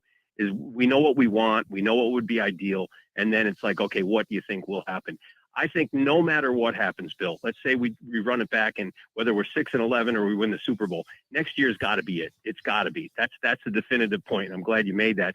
And second, I think that the Packers should draft that tight end out of Notre Dame. Forget his name off the top of my head, but man, he's got everything. He's got decent speed. He's like 6'5", 265. Great blocker, great hands. He's a plug and play guy. I think that would be one thing to do, in the first round. I would agree. I 100% agree. God, Ben, what's a kid's name out of Notre Dame that everybody's talking about, the tight end? I don't have it sitting here in front of me. Michael Mayer. Michael Mayer. That's the guy that everybody's been talking about. He's a guy that's got good hands, good wingspan. And if you watch, appreciate the phone call as always, Derek. And if you watch him, he can also get a ball at the apex. So, and he's bigger. So if you match him up against a linebacker, he's bigger. If you match him up against a corner, oh my God, he's so much bigger, or a safety for that matter. Big, like I said, big wingspan. But the thing I've seen with him is that also very much like he's a bigger version, in my opinion, a bigger and a faster version of Josiah DeGuara. Because DeGuara, anywhere you put the ball near him, he's going to catch it. He just has, but he's just a bigger, better version of that. And I would not have a problem if they went in that direction at all. He could be one of those guys. I'm not saying he's a Kittle. I'm not saying he's a Kelsey, but he's got that kind of potential. That's where that ceiling tends to be with him, where a lot of people seem to feel that he's going to be really high end by the time he finishes his career. So if you get a guy like that in Green Bay, I'd take that in a heartbeat. 877-867-1670, 877-867-1670. If you want to find us, please feel free. Hey, don't forget about our friends at San Giorgio Calderon Club, and they pair it all up down there with our friends at Point Brewing and Cider Boys. They have a great, so that's the best Italian food you're going to get. If you're going downtown Milwaukee anytime soon, whether to a Bucks game, Marquette game, Admirals game, you name it, head downtown, Old World 3rd Street, right across from the Hyatt. Stop into San Giorgio or Calderon Club. Terrific Italian food. You will not be disappointed. We are broadcasting live at Distillery. We're in Grafton. When we come back, we're going to give you some of the details about all the people losing their minds over Rodgers in New York. And then one of the big cheerleaders for the New York Jets, Mike Greenberg, he loses his mind over that. You'll hear that as well coming up. Stay tuned. If you want to come out, get some lunch, we're brought to you by Bud Light. Get a Bud Light special. Get yourself some extra registration slips for the big screen TV that we're giving away. Come on out to the Stillery in Grafton. It may be a little blustery outside. It's nice and warm inside. Take the rest of the day off. Come out, maybe enjoy a Bud Light, maybe a fine whiskey, some really good food. We're going to be here until 2 o'clock, and we're drawing for the TV at that point in time. So stop on out and say hi. We got more coming up right after this. Covering Wisconsin sports like a blanket. This is the Bill Michaels Show on the Wisconsin Sports Zone Radio Network.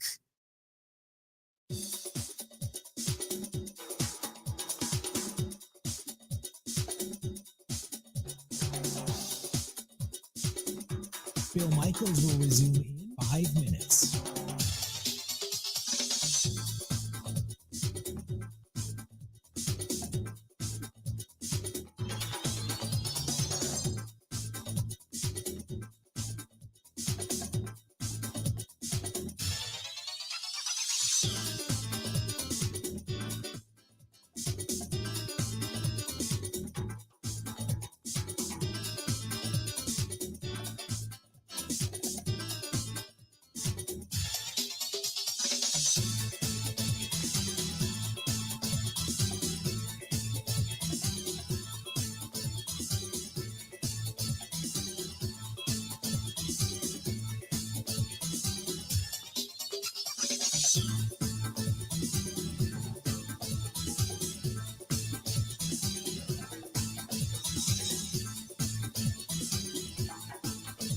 Bill Michaels will resume in 4 minutes.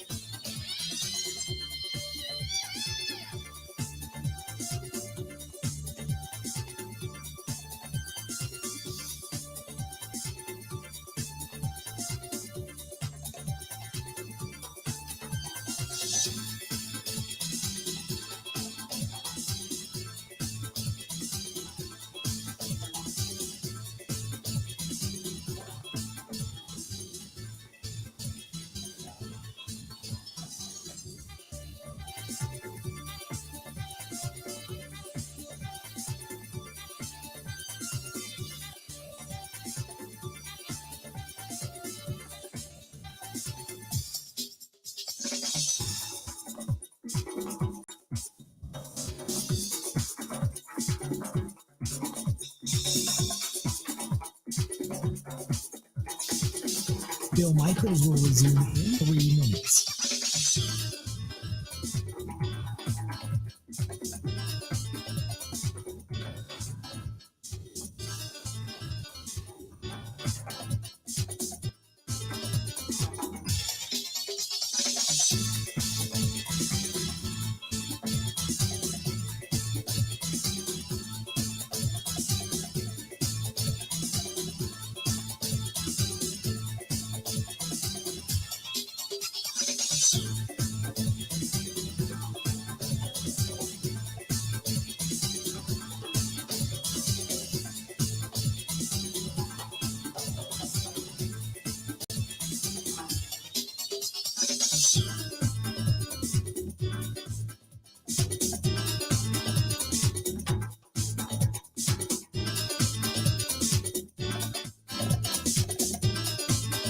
Bill Michaels will resume in 2 minutes.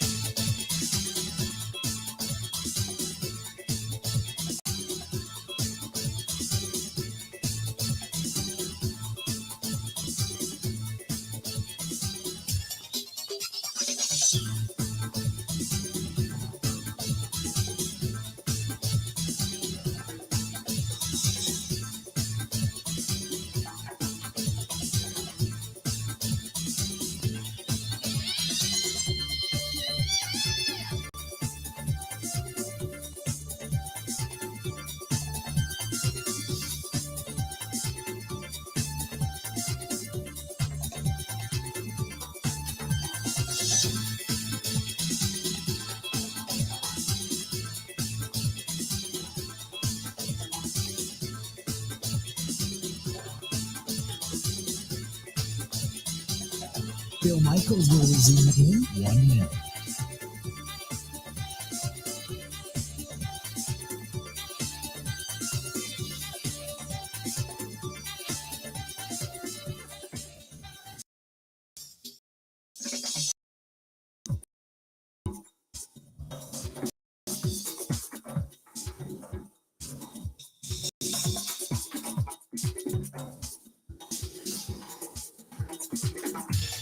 Bill Michaels will resume in 30 seconds.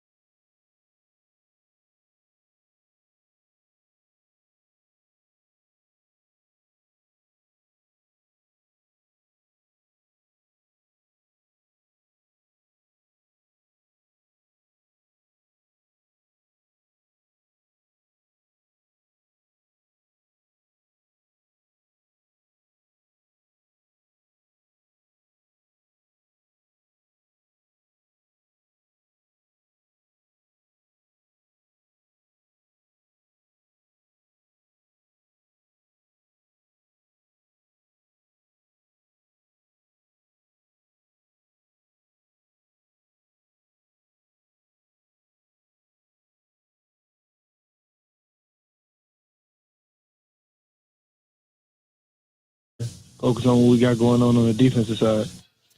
So you'd want him. I mean, obviously, if he gives you a legitimate shot at winning a Super Bowl.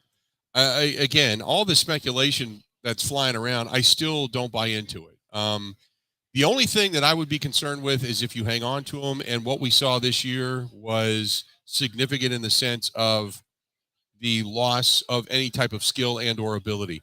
But as I said yesterday, and this is where it became more real for me, is the last time you thought he lost it, the last time you thought he had a down season, the last time you thought, it might be time to start looking for the replacement, he came back and said, nah, baby, nah. I'm going to prove everybody. It's what he's done his entire career. I'm going to prove everybody wrong. I'm going to silence the naysayers. I'm going to point the finger and say, you doubted me. And that's what he's going to use as his motivation to come back and be great all over again. So, I mean, Rick just hits me up on the Bud Light live stream and says, weren't you the guy that was concerned this season about A-Rod simply losing a significant level of his talent and skill?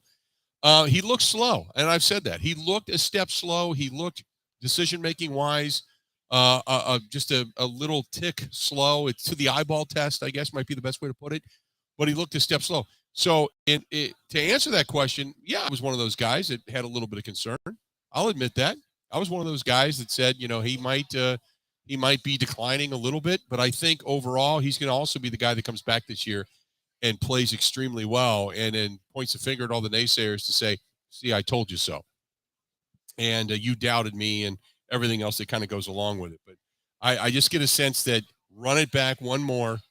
That's going to be what happens. Now, logic, I explained earlier, my heart of hearts, my green and gold glasses, I want to see him come back. I want to see him run it back the best they possibly can. In my head, the logical side of me says, if you get a draft choice, if you get a second draft choice for him, that's a different conditional type of pick. You might have to go ahead and take that and start in the future. But there is that sentimentality, that legacy side of me that says, I want to see this thing get run back at least one more time. There you go. 877-867-1670,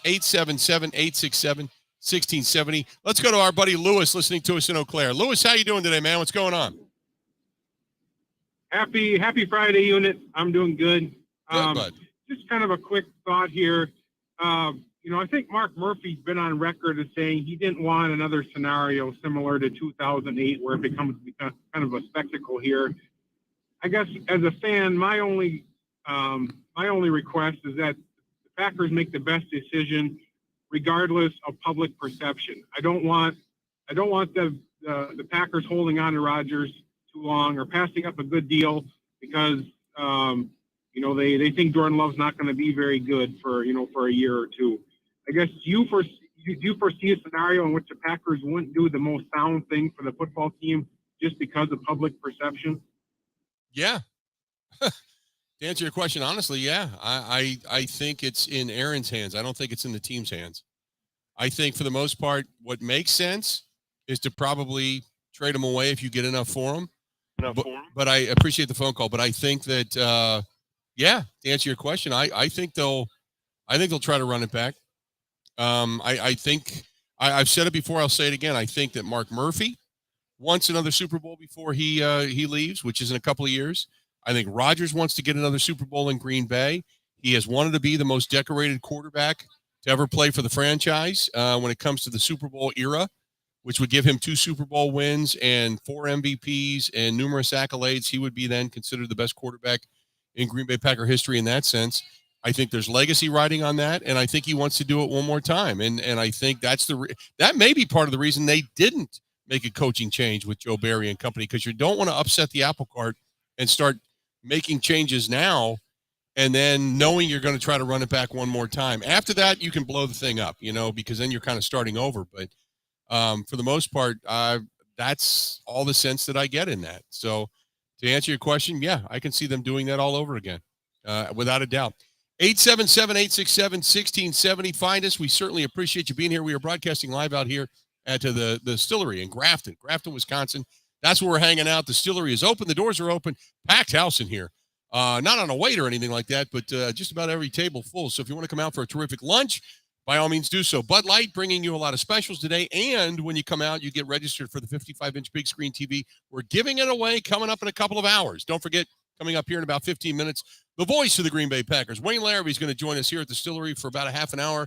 We're going to chat around a lot of Packers football, so we'll talk with him. Then Mike Clemens will be here live and in person for the final hour of the show as well. Stay tuned. We got more coming up right after this. Ready? This is the Bill Michaels Show on the Wisconsin Sports Zone Radio Network. Even when the weather outside is frightful, your energy bill could be much more delightful. Hi, I'm Gina Della from Pella. Replacing drafty windows and doors can dramatically lower your energy costs. Pella Windows and Doors of Wisconsin offers some of the most energy efficient windows in the industry, designed to keep the cold outside where it belongs. You'll help kick the January blues when you choose to book by the 31st for 0% interest up to 2029. You heard that right. No interest up to the year 2029 if you book by January 31st. Pella's premium wood windows and patio doors feature distinguished craftsmanship and nearly endless possibilities, with maximum design flexibility in dramatic sizes, custom colors, finishes, profiles, product types, and more. Hurry. To get the 0% interest up to 2029, you have to book by January 31st. Visit PellaWI.com. Certain restrictions apply.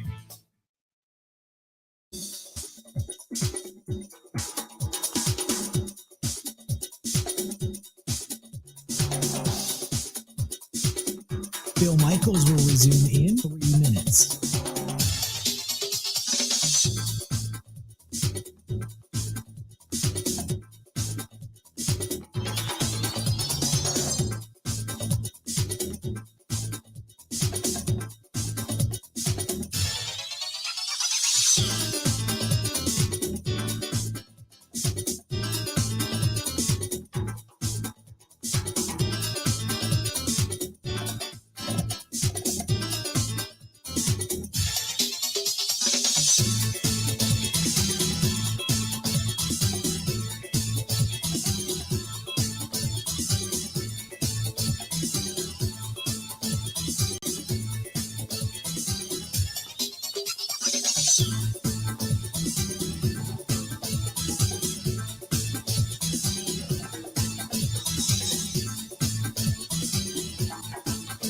Bill Michaels will resume in 2 minutes.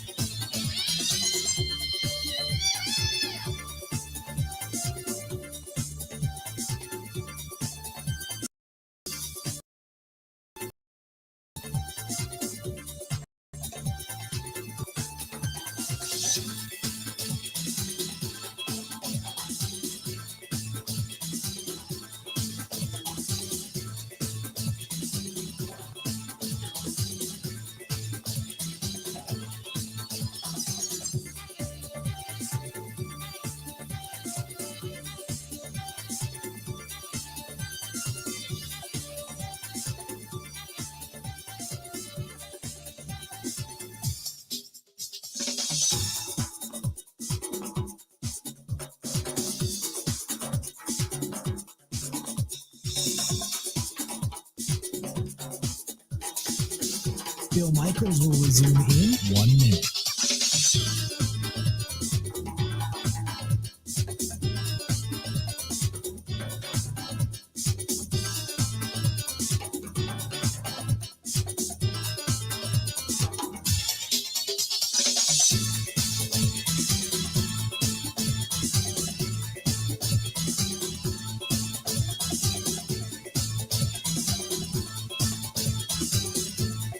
Bill Michaels will resume in 30 seconds.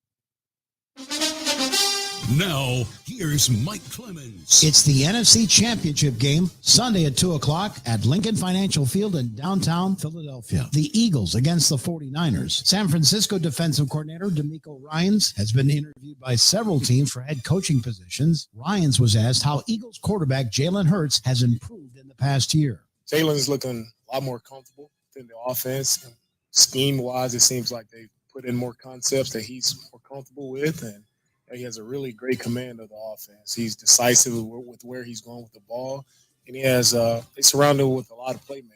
The Eagles fans will be loud. Quarterback Brock Purdy says the 49ers have been working on the silent count in practice this week. Purdy says head coach Kyle Shanahan had him use it in their game against the Seahawks. When we played Seattle that week and everything, he did say it was good preparation for what what we might have to play in terms of the playoffs. Going on the road for road games and obviously for Philadelphia. The Eagles kept adding players to their team during the season, trading for A.J. Brown and signing veterans like former Vikings defensive tackle Linville Joseph and Rams and Bucks defensive lineman Ndamukong Suh. Suh was asked how much have he and Linville been able to contribute. I think Linville and myself have added some value in that particular space, but I think there's some great talents with obviously Fletcher and Grave and Milt and Jordan. As a professional, you got to understand you got to earn your way through this career. And you got to earn your way to the Super Bowl. So this will hopefully be my third, but first and foremost, you got to take care of business at the NFC Championship and being focused and detailed and oriented to be able to say, all right, we're going to take care of business here first, and then obviously we'll have 2 great weeks to prepare for a Super Bowl. That's the Eagles' Ndamukong Suh. I'm Mike Clemens on The Bill Michaels Show.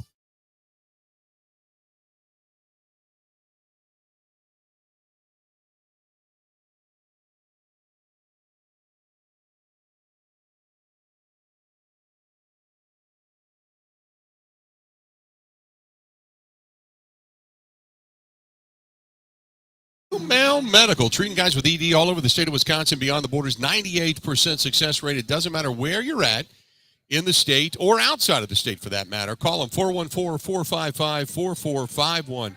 That's 414-455-4451. If it's low T, maybe you have it. If you're feeling kind of funky, moody, down, putting on some weight, and you just kind of want to figure out what's going on, check. If you're over the age of 30, it only takes about 10 minutes. Go in and get checked out. They can do that. And let's just say maybe you're looking at yourself in the mirror right now and you're going, man, I can't see all the fun zones anymore. Holy mackerel. Call them. They have an all-in-one weight loss program that's fantastic as well. 414-455-4451. Again, 414-455-4451. That's the New Mal Medical Center. We are broadcasting live. We're at the Distillery in Grafton and out here in Grafton, like I said. But we are brought to you by our friends at Bud Light, and they have the lunch going on. Coming up here in about 10 minutes, Wayne Laravey, the voice of the Green Bay Packers, is going to join us here on site. We'll talk about a half hour, talk some Packers football with him. And also, he's got ties to Kansas City. We'll go through that as well. Ben, the updated odds and some of the prop bets came out, and they got some Jalen Hurts over and under. So I'm gonna ask you, specifically being the Eagles fan that you are, for the over and unders on some of these things. Jalen Hurts on completions, they got him sitting at 21.5. Following this team all season long, is that high, low, or right on the mark? Can I take all the overs? Or do you want a real actual thought here? Give me an actual I don't thought. know. I would take the under because I think the way to beat the Niners is over the top explosively, which doesn't lead to a lot of, decisive completions down the field. It's splash plays.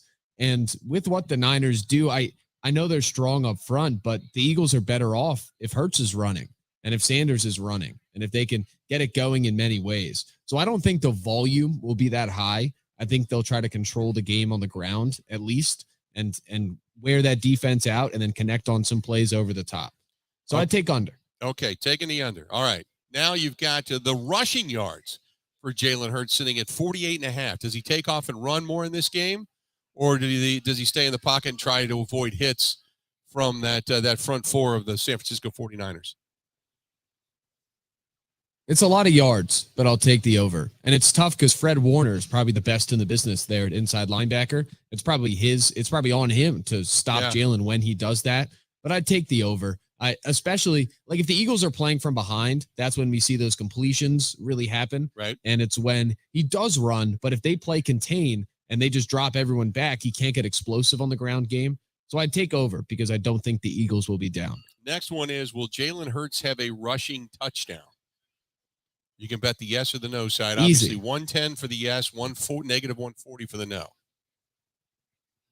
He always does, or it always feels like he does in big games. So Okay. definitely. The QB sneak is undefeated, Bill.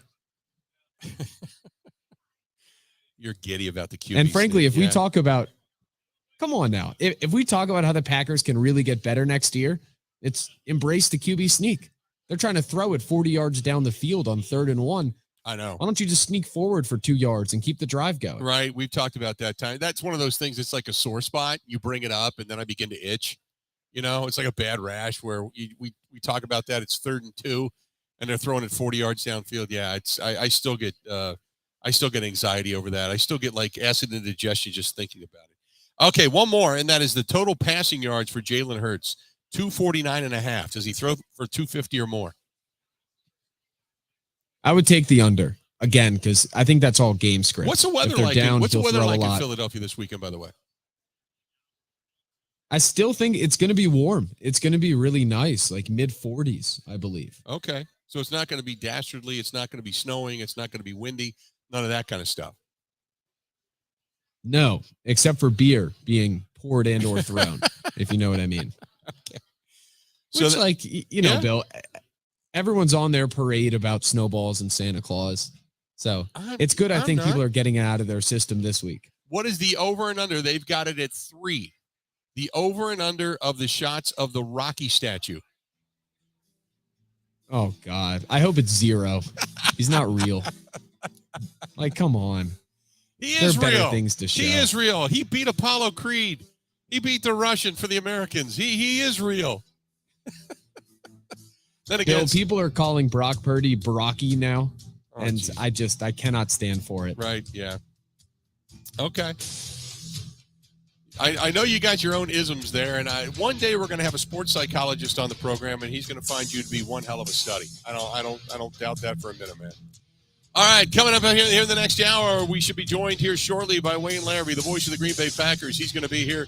Stay tuned. We're about an hour away from Mike Clemens walking through the door as well. Broadcasting live, we're at the Grafton, or in Distillery here in Grafton. If you want to come in and say hi, brought to you by Bud Light. Chance to win a 55-inch big screen TV as well. We got more coming up right after this.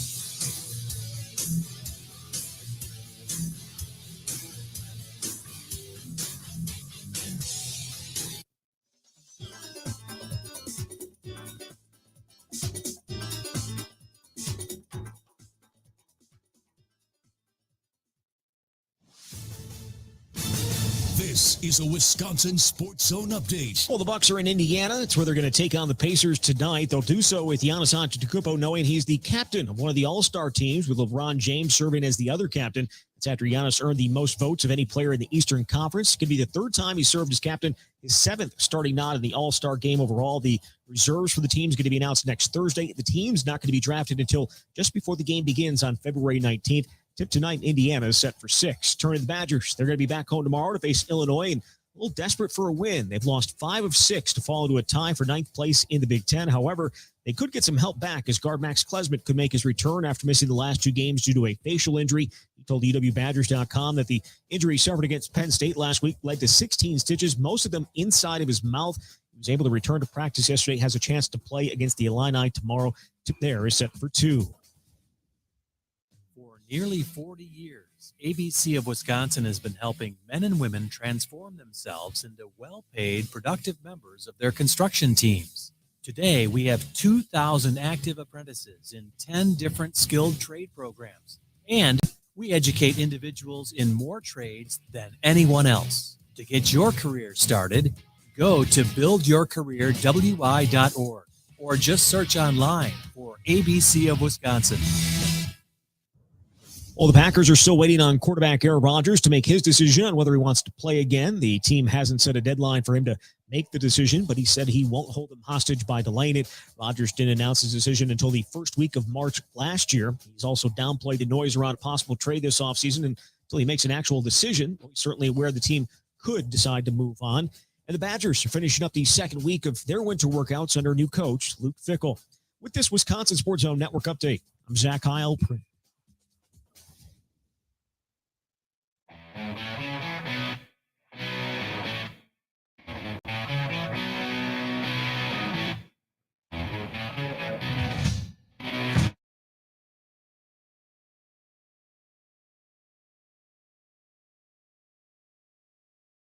Grafton, Wisconsin, and you can come in today for the next couple of hours and get registered to win the big screen TV we're giving away. We're expecting Wayne Laravey here in just a few. I know Wayne's on his way. He texted me. It's a little, parking can be a little gnarly around here at times, snowing outside, all that kind of stuff. But Wayne just texted, said he's on his way, so we should see Wayne Laravey coming in here in just a couple of minutes.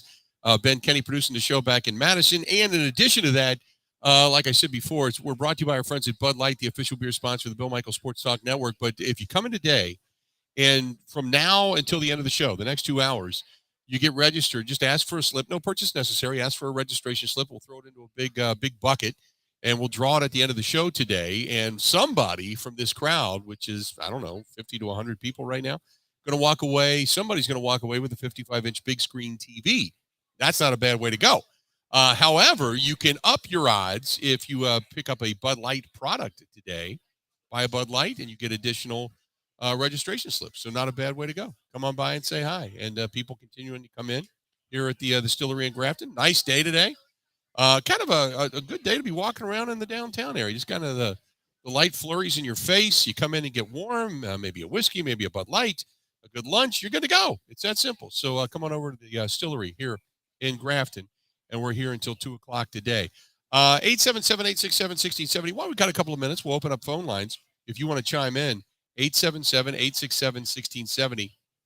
And we can talk a little additional in that particular sense as we wait for Wayne to get here. Now, Ben, what are you watching? You're watching a whole video on Brock Purdy right now? Yeah, we're deep in the Twitter rabbit holes, Bill, trying to find anything to make you feel better and or worse about the game. There is a beautiful 2-minute montage of every Brock Purdy interceptable pass from this season that was dropped. That was dropped. Yeah, he is just not to manifest turnovers. He has not thrown a whole lot of bad passes in the sense of being picked off. But go back to that game against the Cowboys. The Cowboys could have won that game. It really wasn't the play of Brock Purdy, so to speak, that won them, or that, really won them that game. It was more so the fact that Dak Prescott was just bad. Does watching that game and going through all of that, Ben, does it make you feel better about what you have coming up to face in Brock Purdy and the San Francisco 49ers? It does. I mean, every game's different. Dallas played their butts off on defense, and the 49ers offense took a while going. He didn't quarterback rating or anything like that. Brock Purdy was 19 of 29, 214 yards, 87.4 quarterback rating. So it was huge in a sense, or anything like that. But he just managed the game, and that's all he was supposed to do. So. Good stuff there as you sit there in the rabbit hole of Twitter and watch everything that is Brock Purdy take on your Philadelphia Eagles. Joining us here at the table is the voice of the Green Bay Packers, Wayne Laravey. Thanks for coming by, man. Good to be here. I know How you doing? When you texted me drive safe, I'm like, holy crap! Did I mix this up and think that I told you that we were going to do this on the phone or something like that? How you been? Good to see you. Yeah, you too. Now that the season has ended and all the speculation, here we go again. I mean, doesn't it feel like we're at Groundhog Day? This is kind of like, I was saying to this Matt LePay on our podcast this morning, and saying, the Rodgers discussion at this time of year is kind of like gray, damp, cold Wisconsin weather. Right. I mean, it just every year it happens, right? Yeah. Every year we get no sun for about 3 months, and the same thing every year. We're talking about Aaron Rodgers. It seems like I get the sense, Wayne, and I know there's a lot of speculation about where he'll be traded, if he's traded, and all that kind of stuff. I get the sense of just what I hear, and you probably know a lot better than I do, but that they want to run it back one more time because there's a legacy to this. Rodgers wants to win in Green Bay. He sounds like he wants to end his career in Green Bay. Mark Murphy wants another Super Bowl before he walks away. It's like you just need to get there one more time. You don't want the stigma of 30-plus years of Hall of Fame quarterback play, only 2 Super Bowls, 3 showings total. It would seem deflating to say you had all of this and you couldn't get it done.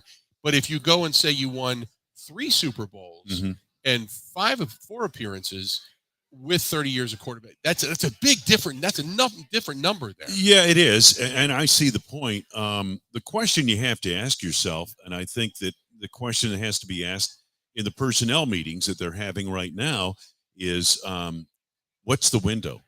Has the window closed on this group of players? Mm-hmm. Okay, if you bring back Aaron Rodgers, you're probably going to bring back, obviously. Probably going to bring back Randall Cobb, and he could still play in the slot. And you're probably going to bring back Mercedes Lewis, and why wouldn't you? Still a great blocker.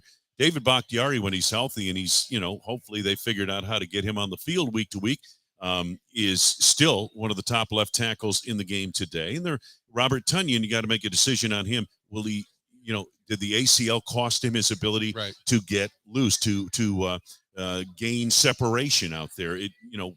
Second year, maybe he will by then, his second year after that injury, but he wasn't able to gain the kind of separation he did 2 years ago when he had 11 touchdown receptions. So you got to ask yourself those questions because, a lot of it in Mason Crosby and another Rodgers, a guy that Aaron had mentioned that he'd like to see back. And I know the general manager feels very confident in Mason Crosby, clutch kicker. But if you have Mason Crosby back, you need somebody to kick off, that kind of thing. So there's a lot of stuff that goes into this. I don't know about you, but it seems to me if Aaron comes back, they are doing exactly what you said. They're running it back. Right. The question is, are they good enough to run it back and get to where they hope to go? That's the question. With the guys they picked up, I thought Devontae Wyatt, when Dean Lowry went down, played pretty well. I thought Quay Walker, obviously we talked about the run game. Ups and downs of those the guys. ups and downs if he gets better in that sense. But if Christian Watson has some time and develops and works on the body, Romeo Doubs has some time, and I agree with you about Randall Cobb. I thought he had a good season. I did too. You always know, like Punxsutawney Phil's going to come and see a shadow, that Randall Cobb's going to have an injury. Yeah. But for the most part, he's a good film study and is able to teach the guys inside that locker room. But, I think he had depth at the defensive line. You're probably going to have to figure out what you're going to do with Adrian Amos in that safety position. Yeah. You're going to get Stokes back. I don't think you're as bad as maybe what you think you are, but you're going to get Rashawn Gary back too. But I think that it just depends on how cohesive that thing comes together and whether it explodes or not. Yeah, and again, Rashawn coming off not an insignificant injury. Right, it's an ACL. yeah. Will he be as good when he comes back as he was before? And that may take an extra year. Could take an extra year with Tonyan. Bill, I would have to say this. You're right in many respects. Defensively, what are they going to do on the defense? I think the safety position has to be reconfigured in one form or another. There's no question about that. I don't know if Adrian Amos is coming back. Probably not. I would assume not. I don't know. But what do you do with Darnell Savage? Does he become your nickel back? He's going to be there. I mean, you picked up the fifth-year option. Now what do you do? Stokes comes back, so maybe you take Rasul Douglas, who has another year on the contract you just signed him to last year. You put him maybe at safety where he can face the quarterback, make those reads, that type of thing. I think it could be pretty good. Stokes comes back, sophomore slump, Bill. He was struggling when he left. He was really struggling, and they actually got better when he left, but you still have hopes for him because he's a first-round draft choice. He showed you a lot as a rookie. I think the kid can play, and I think next year he'll be really good. So you have your two cornerbacks. You have Stokes on one side, Jair on the other side. You do mix and match in the slot. Sometimes it might be, it could be Rasul Douglas. It could be any number of combinations of people. But you got to get an extra safety. You need another pass rusher. On that defensive line, it's Devontae Wyatt has to be the player you drafted him to be. I think Quay Walker will be. I mean, ups and downs, Pro Football Focus gave him a bad grade all season long. I understand rookies miss assignments, all that stuff. But, boy, if you look at the explosiveness of that kid, in the 24 years I've been around, I haven't seen an inside linebacker in Green Bay with that kind of explosiveness. When they drafted A.J. Hawk, he was the sideline-to-sideline guy. He was being promoted. Brent Musburger every week was telling us how he could go both sides at Ohio State. And first year, he kind of did that and then never developed beyond that. Quay Walker can go sideline to sideline. He's got that kind of speed. And again, to Brent, and defer to Brent a little bit on this, A.J. Hawk on the college level could go sideline to sideline. Yes. Never did in the NFL level and wasn't designed to do that. Walker, you're exactly right. He's just that kind of an athlete, special athlete. I think he's got a chance to be a real special player. in this defense. Now, they also like Wyatt, and he's another guy who's got to make a difference in his second year on that defensive line. Offensively, again, you got to hope these rookie receivers elevate their game. And if they do, I still think, Christian Watson can be a star. But what happened down the stretch? Defense. All of a sudden, he's on the first page of the scouting report, right? Yep. And they started taking him away a little bit more. But the thing that impressed me about him in that time, the last 3 weeks of the season, was I saw him running the route tree. He wasn't MVS out here. Let's send him wide down here and we'll throw it to him because he'll be ahead of the field. Right. No. He was running the little look-in stuff, a couple of crossing patterns, that kind of stuff. He was running the route tree. I think he's a much more accomplished receiver than MVS could ever hope to be. I really do. And MVS is in Kansas City where he's going to play for the AFC Championship. And he's a very good player and developed into a nice player for the Packers. This kid's better. Okay. Romeo Doubs. He can be the kind of guy, a James Jones kind of guy. No question. And don't fall asleep on Samori Toure. Everyone writes him off, 7th round draft choice. Well, let me tell you something. The all-time leading receiver in the history of the Green Bay Packers was a 7th round draft choice, Donald Driver. So I think they have 3 receivers they can really work with there that could be very good. And I would love to see Randall Cobb back for personal reasons, if nothing else. But the fact is he can still play, and he is such an influence in that room. I think that would be beneficial for those receivers. He was the guy that when the play broke down knew what Rodgers needed. Yeah. He was always that guy, and that's what he made a career. Right. It wasn't like he was the biggest, the fastest. It wasn't like he was going to jump higher and get the ball at the apex. But when the thing broke down, he was that guy. Yeah, I agree. I agree wholeheartedly. And as far as Aaron Rodgers goes, Bill, the only thing that maybe he can't do that he did 10 years ago is threaten a defense as often with his legs as he used to. But he can still escape. He can still move in the pocket. And the arm talent is still there. The thumb injury, we've all underplayed that because Aaron underplayed that. That thumb injury had to be much more significant in terms of his ability to deliver the ball on time, not just on time, in but that window, but in the window. Yeah. Hit the receiver. Don't just complete the pass. The NFL is not completing the pass. It's where the receiver gets the ball. Does he have a chance to do something with it? Did you lead the receiver into a linebacker who's going to blow him up? Did you give him the ball in a place where he can make the catch and then make something happen? So it's a real precision on the NFL level. And a thumb injury, and I saw it with Brett Favre early, and you did too in his career. When he had a thumb injury, he couldn't put the ball where it needed to be often. Sometimes, yes, but not often. And I think Aaron probably, because Aaron's not going to tell you I'm hurting. He's going to go out and play. He's a warrior. And I know that with healthy Aaron Rodgers next year can still play this game at the highest level. I want to talk about that, and I want to give you my scenario, my thought on Rodgers coming back next year. All right. Because I believe he's coming back. But I've got a whole other distinct possibility of things. You know me, I'm laying awake at night thinking of this crap. Wayne Laravey is with us, the voice of the Green Bay Packers. We are brought to you by our friends at Bud Light. They're the official beer sponsors of the Bill Michaels Sports Talk Network. Come on in. You can win yourself a 55-inch big screen TV. Giving it away here shortly. Stay tuned. Got a lot more of the Bill Michaels Show coming up next.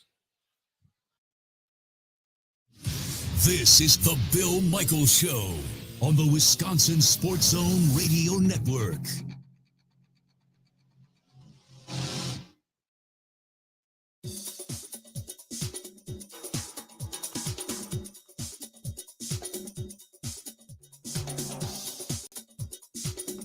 Bill Michaels will resume in 3 minutes.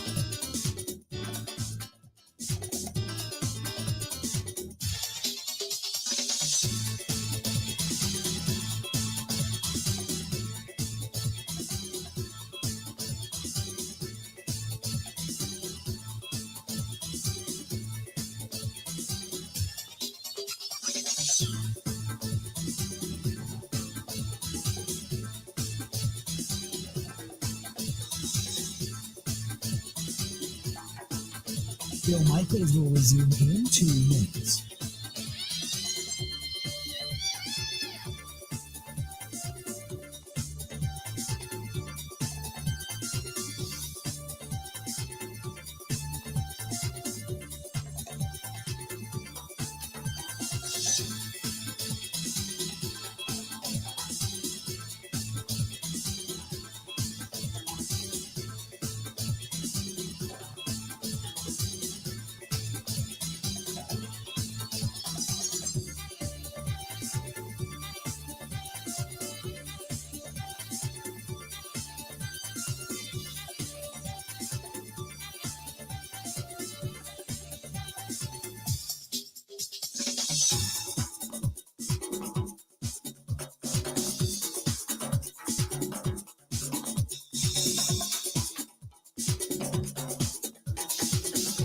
Bill Michaels will resume in 1 minute.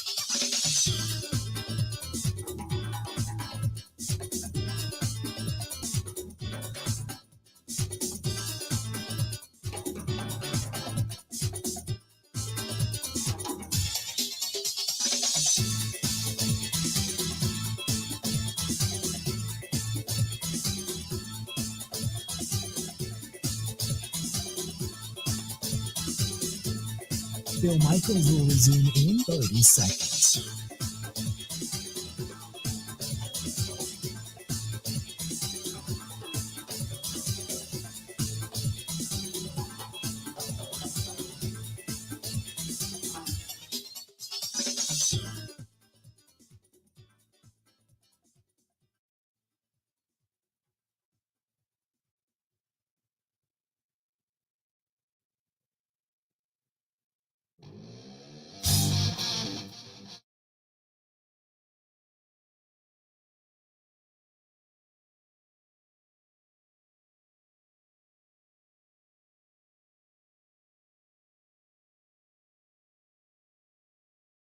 The voice of the Green Bay Packers, Wayne Laravey, hanging here with us. So I got it.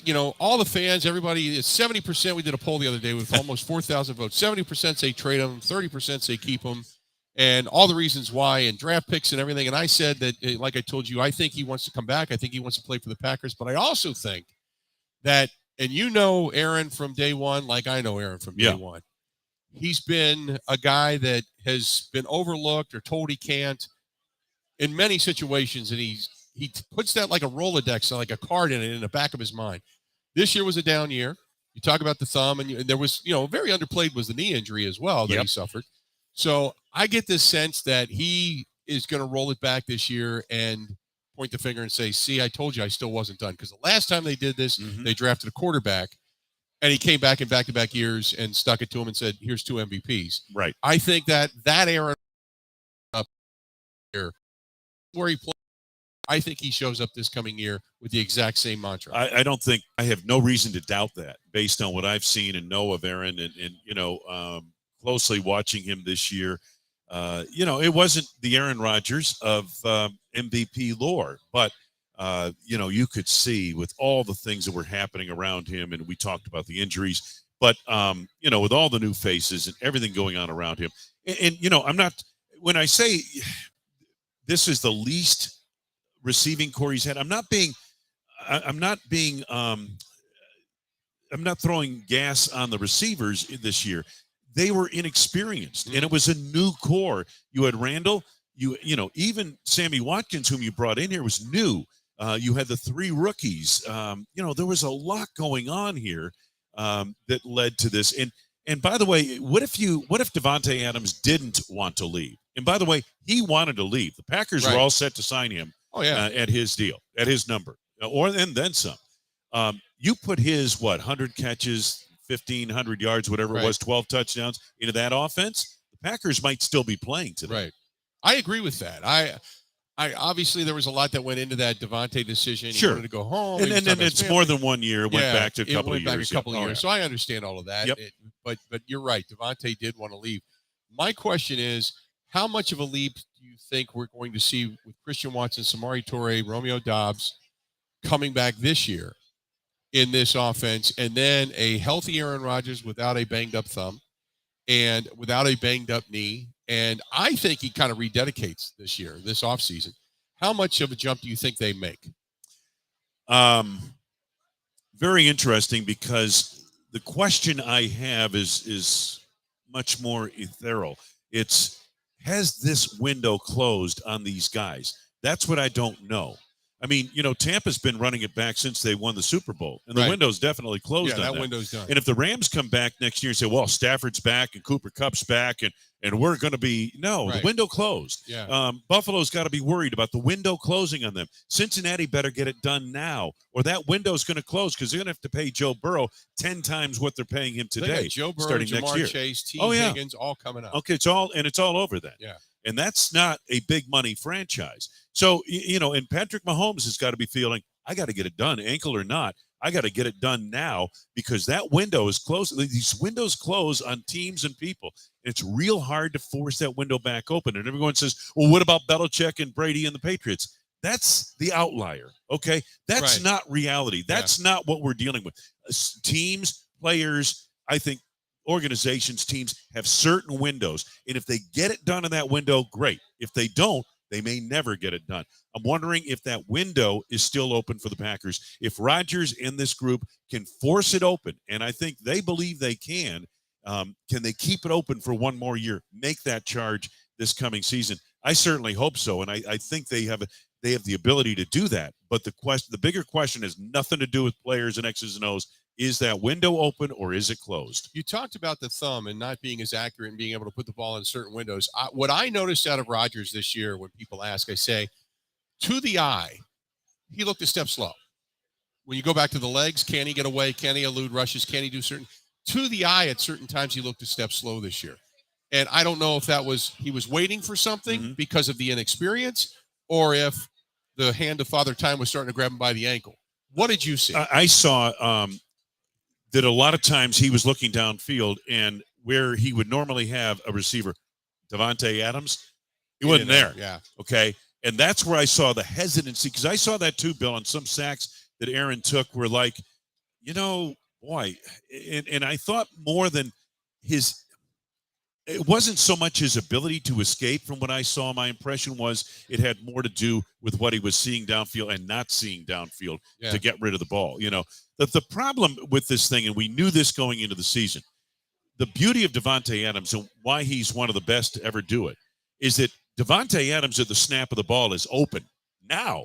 Okay. Most receivers, even on the NFL level, they take a beat or two to get open. Okay. Even the really good ones, it takes a beat or two for them to get Davante's open at the line of scrimmage. Boom. And Aaron that was a safety blanket that you just couldn't replace. And that's where I saw some of the sacks Aaron took. I wasn't so much thinking it was a physical thing as it was just he didn't have the guy there. You talked about Mason Crosby. What a bounce back year. Oh, yeah. He was 1 of 4 from beyond 50, but for the most part, he was money, and which we kind of felt, He didn't say anything about Bojorquez or anybody else that's held for him. He didn't talk about any of that. He just said, hey, we'll get it right. We'll get it right. But there were times you could clearly see the process was screwed up. Yeah. And we talked about that a lot last year. And then I kept saying, give him a year. He'll bounce back. But you're right. The leg strength issue, getting it into the end zone, touchbacks and such. Yep. Directional kicking became more prevalent in Versace's special teams rather than, hey, just boot it out of the end zone. We'll run it back and no big deal. What would you do with Mason Crosby? Because I know he kind of wants to come back. I'd bring him back, because, he's still clutch. And he made, against the Vikings, the longest field goal by a Packer in Lambeau Field history, 56 yards, I want to say, in late season, obviously. And, so I think he still got it. I'd bring him back. They fixed the situation. I think Pat O'Donnell did a great job with directional punting, getting the ball inside the 20-yard line. Is he going to boom it at 50 yards, at 49-yard net? No, but he's going to be very effective. And he's where he really, I thought the biggest role he had was in holding for the kicker. And he was flawless. He was outstanding in that regard. Jack Coco was a rookie snapper. I think he's going to get better. But really, O'Donnell, Yeoman's work with getting the ball, high snap, he'd get it spotted where it needed to be, and the kick would go down to underway. I'd have Mason Crosby, and I'd at least have a strong-legged kicker on my practice squad, knowing that on any given week we could elevate that guy and get him onto the roster.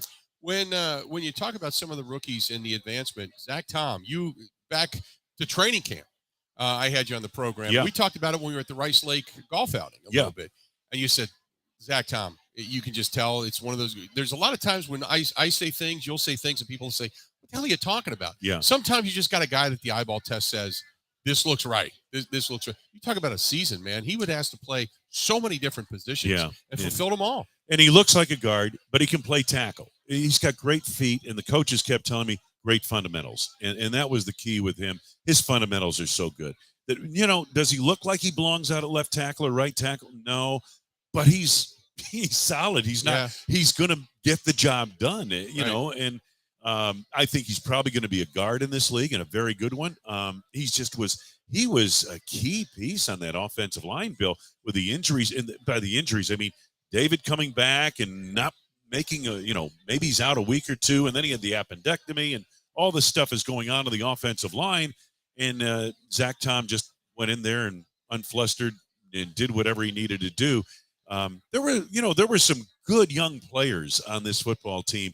The personnel department, I thought, did a great job in the draft and that type of thing. These players are going to go on from here. And the only caution I give you on receivers and second-year players of any kind, and I go back to the Stokes thing, that sophomore jinx, it's real. It can happen. But it doesn't. But you don't write off a player after a year like that in his second year. You chalk it up to, this guy's learning. You bring up a good point about the offensive line because David was in, then he was out, then he was in, then remember he was on a pitch count. And again. And then Elton Jenkins was coming back from the knee, and he didn't look great in the beginning either, so there's some uncertainty there. It wasn't really until the mid portion of the season, finally in that fourth quarter really of the Bears game, that things began to really kind of say, okay, they're solid now. Yeah. And that's when they went on that little bit of a run. And Bill, again, you take Pro Football Focus for what it's worth, but we in the media have to use it because it's the only real scouting that you get on your team, the only real scouting analytics. By the end of the year, going into the Detroit game, I looked it up, and they had the fourth highest rated offensive line in the league, the Packers. And, I said, well, boy, I don't know if I quite believe this because the Lions were number 8, and the Lions I felt had a better offensive line. But they're both good offensive lines, Packers and Lions. And when you look at it, that was a heck of a job that they did on the offensive line because so much of it was patchwork this year. Right. But Luke Butkus did a nice job with that room, and I know Steno was still involved in it, and they had enough versatility. The Packers draft and develop offensive linemen with versatility in mind because that's what you need when you have these injuries hitting. Can you stay for one more segment? Let me see what I've got. No, I can stay for one more. You can stay for one more? Okay, hang out. Wayne Laravey, the voice of the Green Bay Packers, with us. We're live here at the Distillery. We're in Grafton. Coming back. We got a lot more coming up right after this.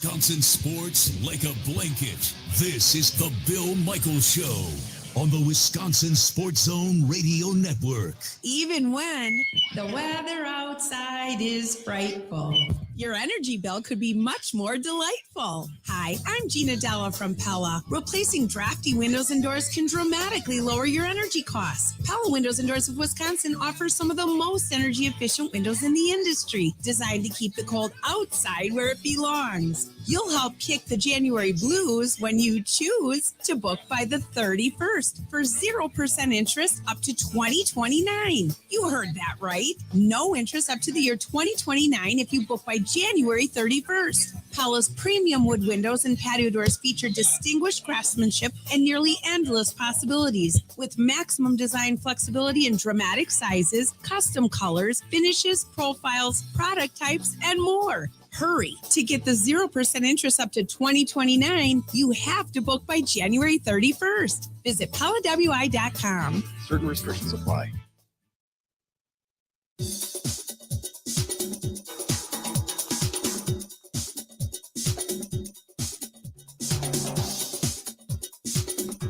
Bill Michaels will resume in 5 minutes.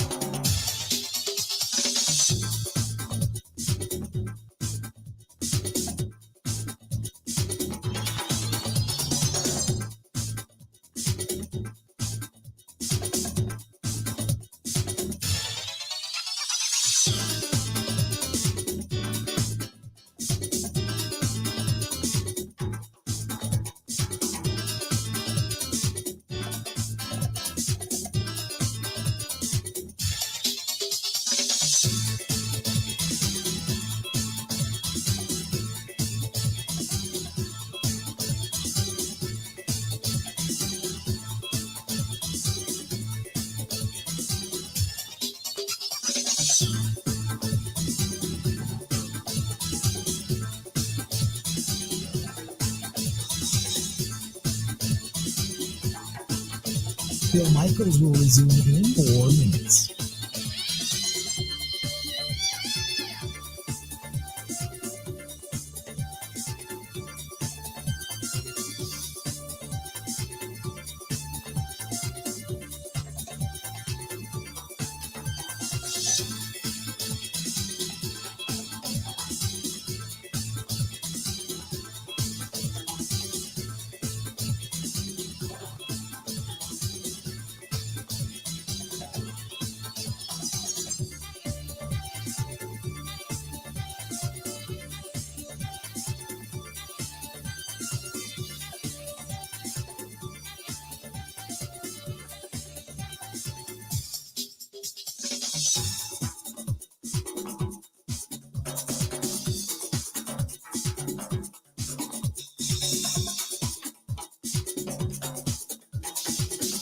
Bill Michaels will resume in 3 minutes.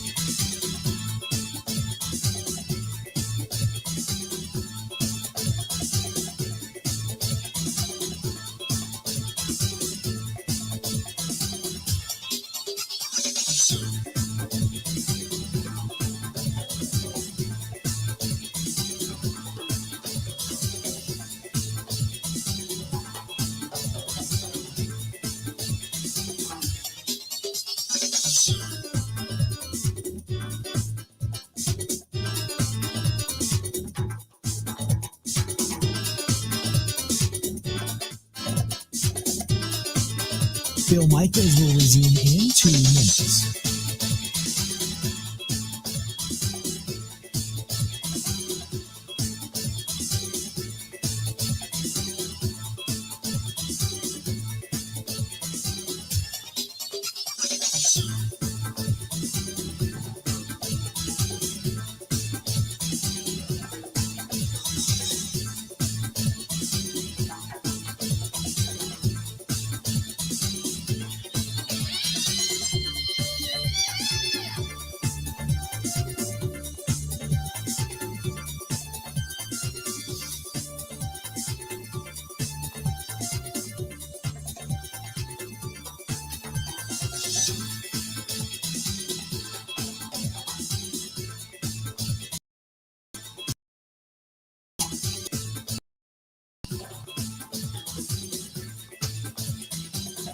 Bill Michaels will resume in 1 minute.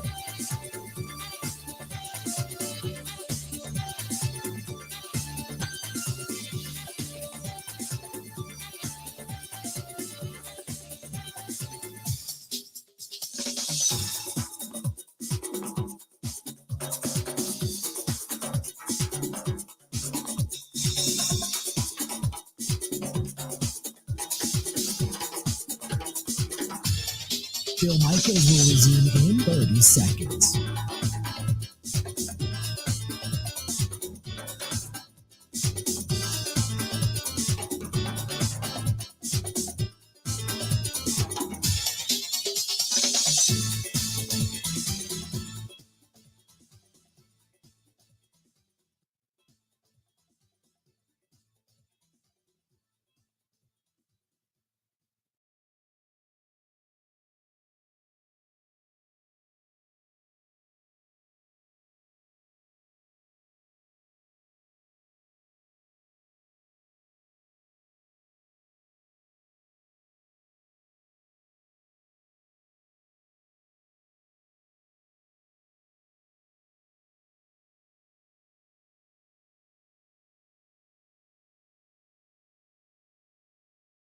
But also has Pella windows and doors in his home. Oh, all throughout the home. Yeah. Yeah. Whole house. Yeah. It's all Pella.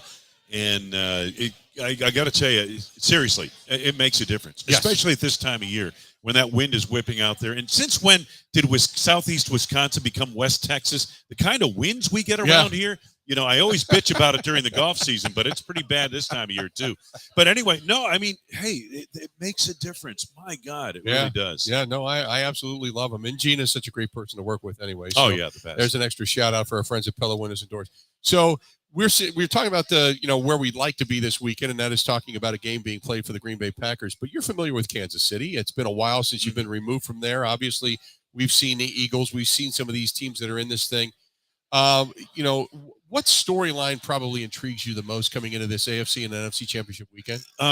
Because I don't see a lot of difference between the Eagles and Niners. There are a couple of factors there, but I don't have a real strong feeling on that game. The game I'm really tuned into is Kansas City and Cincinnati. The intriguing factor is Patrick Mahomes and his ankle, and everybody has probably seen the tape of him at practice running around and all that other stuff. Okay, that's fine. That's good stuff. Nice fodder. But his get out of jail card has always been his legs. And not that he would run like a Jalen Hurts, but that he would move and create something off that movement and then fling it. And that's the thing that I'm curious to see. Will he have that kind of movement? Right. Furthermore, Armarulo, I believe, is the defensive coordinator at Cincinnati. What will he do? Will he blitz this quarterback, or will he send 4 and cover with 7, or even send 3 and cover with 8 to basically take away the weapons downfield and ask Patrick Mahomes on that bad ankle, can you beat me with your legs? It'll be interesting, fascinating. Yeah, it's matchup. interesting because it's like you want to come after him early to see what he's got. Yeah. And then if he burns you, then you back off. And then as those shots begin to wear off and the second half starts to sit in, then you start to come after him again. You wonder if they're going to go in that direction. Yeah. He's got a high ankle sprain. I saw Brett Favre playing one. I was doing the Bears. It was like 1996 or 95. And we were coming up here, and there was no way Brett Favre was going to play. Reggie White was having prayer groups of that week, and they were doing seance stuff and all this other. Anyway, but high ankle sprain, and he goes out against the Bears, throws for like 400 yards. And you're saying to yourself, well, how can a guy with a high ankle sprain do all that? Well, you know what they're going to do. They're going to shoot him up.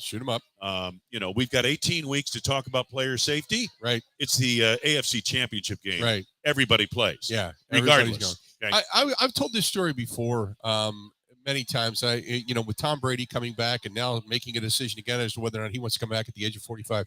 You and I one day are standing on the sideline. You were telling me about greatness. You saw Walter Payton. You saw Michael Jordan. You've seen a lot of these great players. And you say, it's hard to get them off the field because they always believe they can play, and you almost got to rip the ball out of their hands. Yeah. Do you get that sense with Brady right now? Yeah, I really do. Aaron maintains that he has more. He can't picture himself playing at 45 like Tom. Right. He says, I got more going. I got more things I want to do.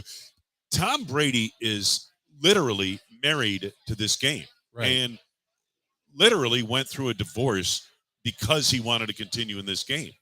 I don't think Tom Brady knows what he wants to be or do outside of football. I think this is who he is. He has become this TB12, and if he's not playing, then what's he doing? You know what I mean? And I really think that's a hard thing. Michael Jordan, retired, unretired, about 3 or 4 times. He just, you become, I think when you're that great, you are that talent. But that's what makes you great as well, right? But when it's over, where do you go? Right. Who are you? You're sitting there saying, who am I? What do I do? What do I like to do? Well, what I like to do, I can't do anymore. And that's Tom Brady. And if you talk to his father and his family, and they all say the same thing. Tom loves the grind. He loves the off-season stuff and all the preparation, all that stuff. He loves it. Well, what's he going to do if he doesn't have that? Fox can pay him $300 million. I don't know if he's going to be that good an analyst because people think that these great players and all these great players can just walk into the booth and be great. No, most of them can't. Right.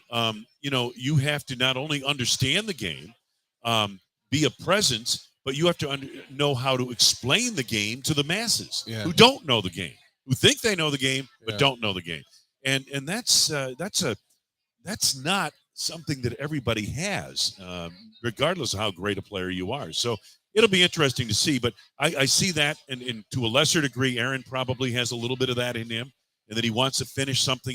There's something more he wants to do in the game. I think he wants to come back. I really do. I'd be shocked if he calls it quits. Brett Favre, that was the hardest thing in the world. And it was, I remember doing Brett's last game for Westwood One. It was a Monday night game, 2010 up in Minneapolis. They were playing outside of the Gopher Stadium because they were built, stadium, a hole had been blown to the roof of with the Metrodome. Anyway, so they're out there playing, and I can't remember the name of the Northwestern guy, defensive end for the Bears, sacked Brett Favre. I think it was in the third quarter. Hit his head hard, never came back, never played again. I think that's when Brett finally said, okay, enough. But before that, probably not. And Brett mentioned to me years later, he said, you know what? I should have never been talked into coming into that last year. They had led the Vikings to the brink of the Super Bowl, lose to New Orleans, and Brett just, got talked back. He didn't want to come back. He got talked into it.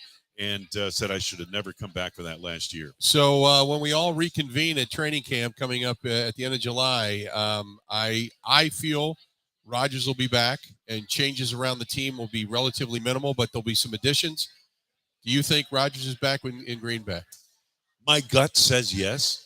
Okay. But I don't know if my gut is being overruled by my hope. Yeah. And yet at the same time, I think they have a good quarterback prospect in Jordan Love. I really do. And I know they feel that way. But understand something, folks. When Goody was asked, do you need to see more of Jordan Love? And he said, no, I've seen all I need to see. What he really meant was, I've seen all I need to see now. Right. Do I know he can be that guy at the quarterback position? No. Why? Because you can't find that out at training camp. You can't find that out running scout team at practice. You can't find that out in a quarter against Philadelphia or a game against Kansas City. You don't know on quarterback build in this league, and I've seen this since way back in Kansas City when the Chiefs drafted Steve Fuller in the first round and Bill Kenny, a street free agent, ended up beating him out. Yeah. You don't know about that position till you hand the keys of the car to that quarterback and let him drive off the lot. What I'm saying is this. He's your starter day one, every week of the season, and that defense on the other side is scheming to beat him. Right. Then you'll know if you have a quarterback. Is he a winner? And that's what Gutekunst said at the end of the season presser. He said, we know he can play. We don't know if he can win. Do they need to see more of him doing what he's been doing? No. But do they know he can be the next starting quarterback, upper echelon quarterback in this league? No, they don't know. It's always great, man. We've been together since 99. 99, yeah. 1999. Now you're dating us. Yeah, I know. We went through the same induction service and everything. We got the same HR pamphlet and all that kind of stuff. Yeah. Same stuff. Wayne, always great to see you, man. I appreciate it. All right, Thanks for hanging out. Good to see you, Bill. There you go. The voice of the Green Bay Packers, Wayne Laravey, joining us for a couple of minutes. We're here at the Distillery. We're in Grafton.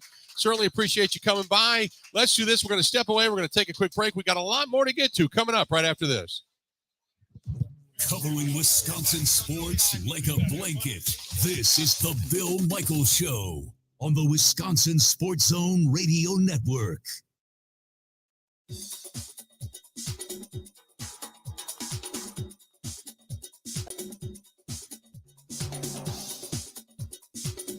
Bill Michaels will resume in 3 minutes.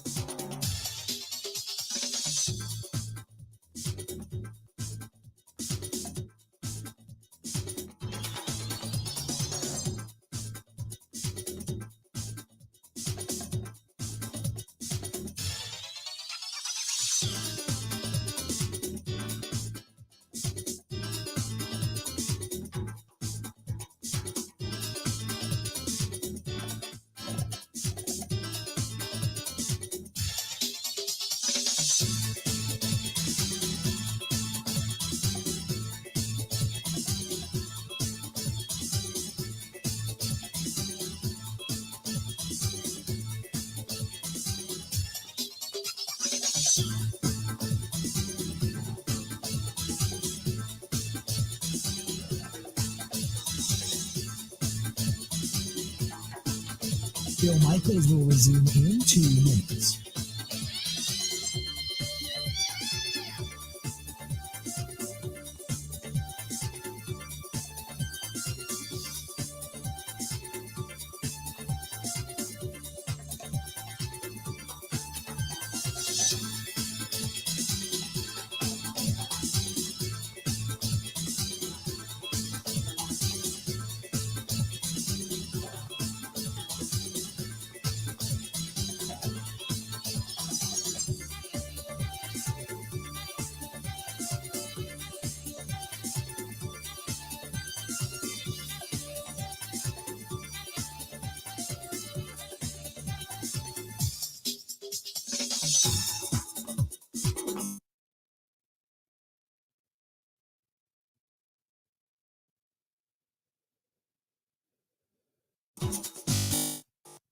Bill Michaels will resume in 1 minute.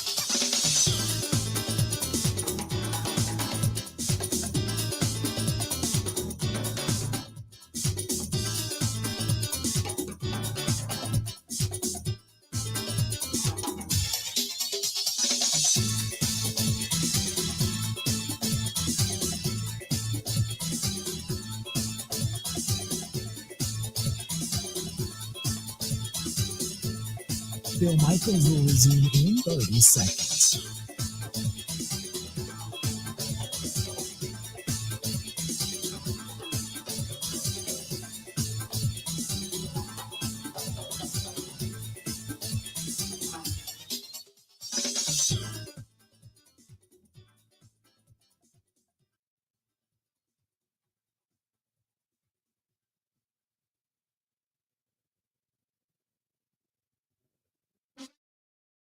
Now, here's Mike Clemens. It's the AFC Championship game Sunday at 5:30 at Arrowhead Stadium. The Bengals against the Chiefs. The Bengals practiced again outdoors yesterday. The forecast for Kansas City is partly sunny with temperatures in the 20s. Are they ready for the cold? Bengals wide receiver Jamar Chase. We don't play in every weather.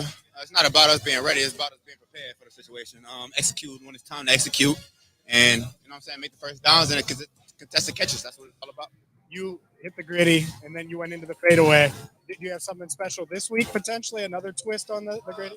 I've been saving that gritty for a long time, like really long time, bro. I've been doing that, but I just never bring it out. I don't know what the hell I'm going to do, honestly, man. I'm just going to go out there and have fun. Head coach Zach Taylor on dealing with the pressure of a conference championship game on the road. The buildup is really outside our building in terms of the magnitude of these games. Yeah, we understand that there's an AFC Championship on the line, but our guys generally don't feel the pressure because of that. It's just, let's get ready with this game. Let's go out there, put our best foot forward, and if we play great, then we're going to have a great chance to win. The Chiefs held their practice outdoors. Quarterback Patrick Mahomes seems to be doing okay despite that sprained ankle. Did treatments begin right after the win over the Jaguars? Yeah, I was able to do some extra testing just to make sure everything was good, not after the game, and then get a few things done to help the treatment kind of start off. And then the next few days has just kind of been, all day thing where you're just doing either treatment or rehab. It's a full day thing where you're trying to make sure that you're obviously prepared for the Bengals and a great football team, mentally and physically. That's Chiefs quarterback Patrick Mahomes. Mike Clemens. Mike.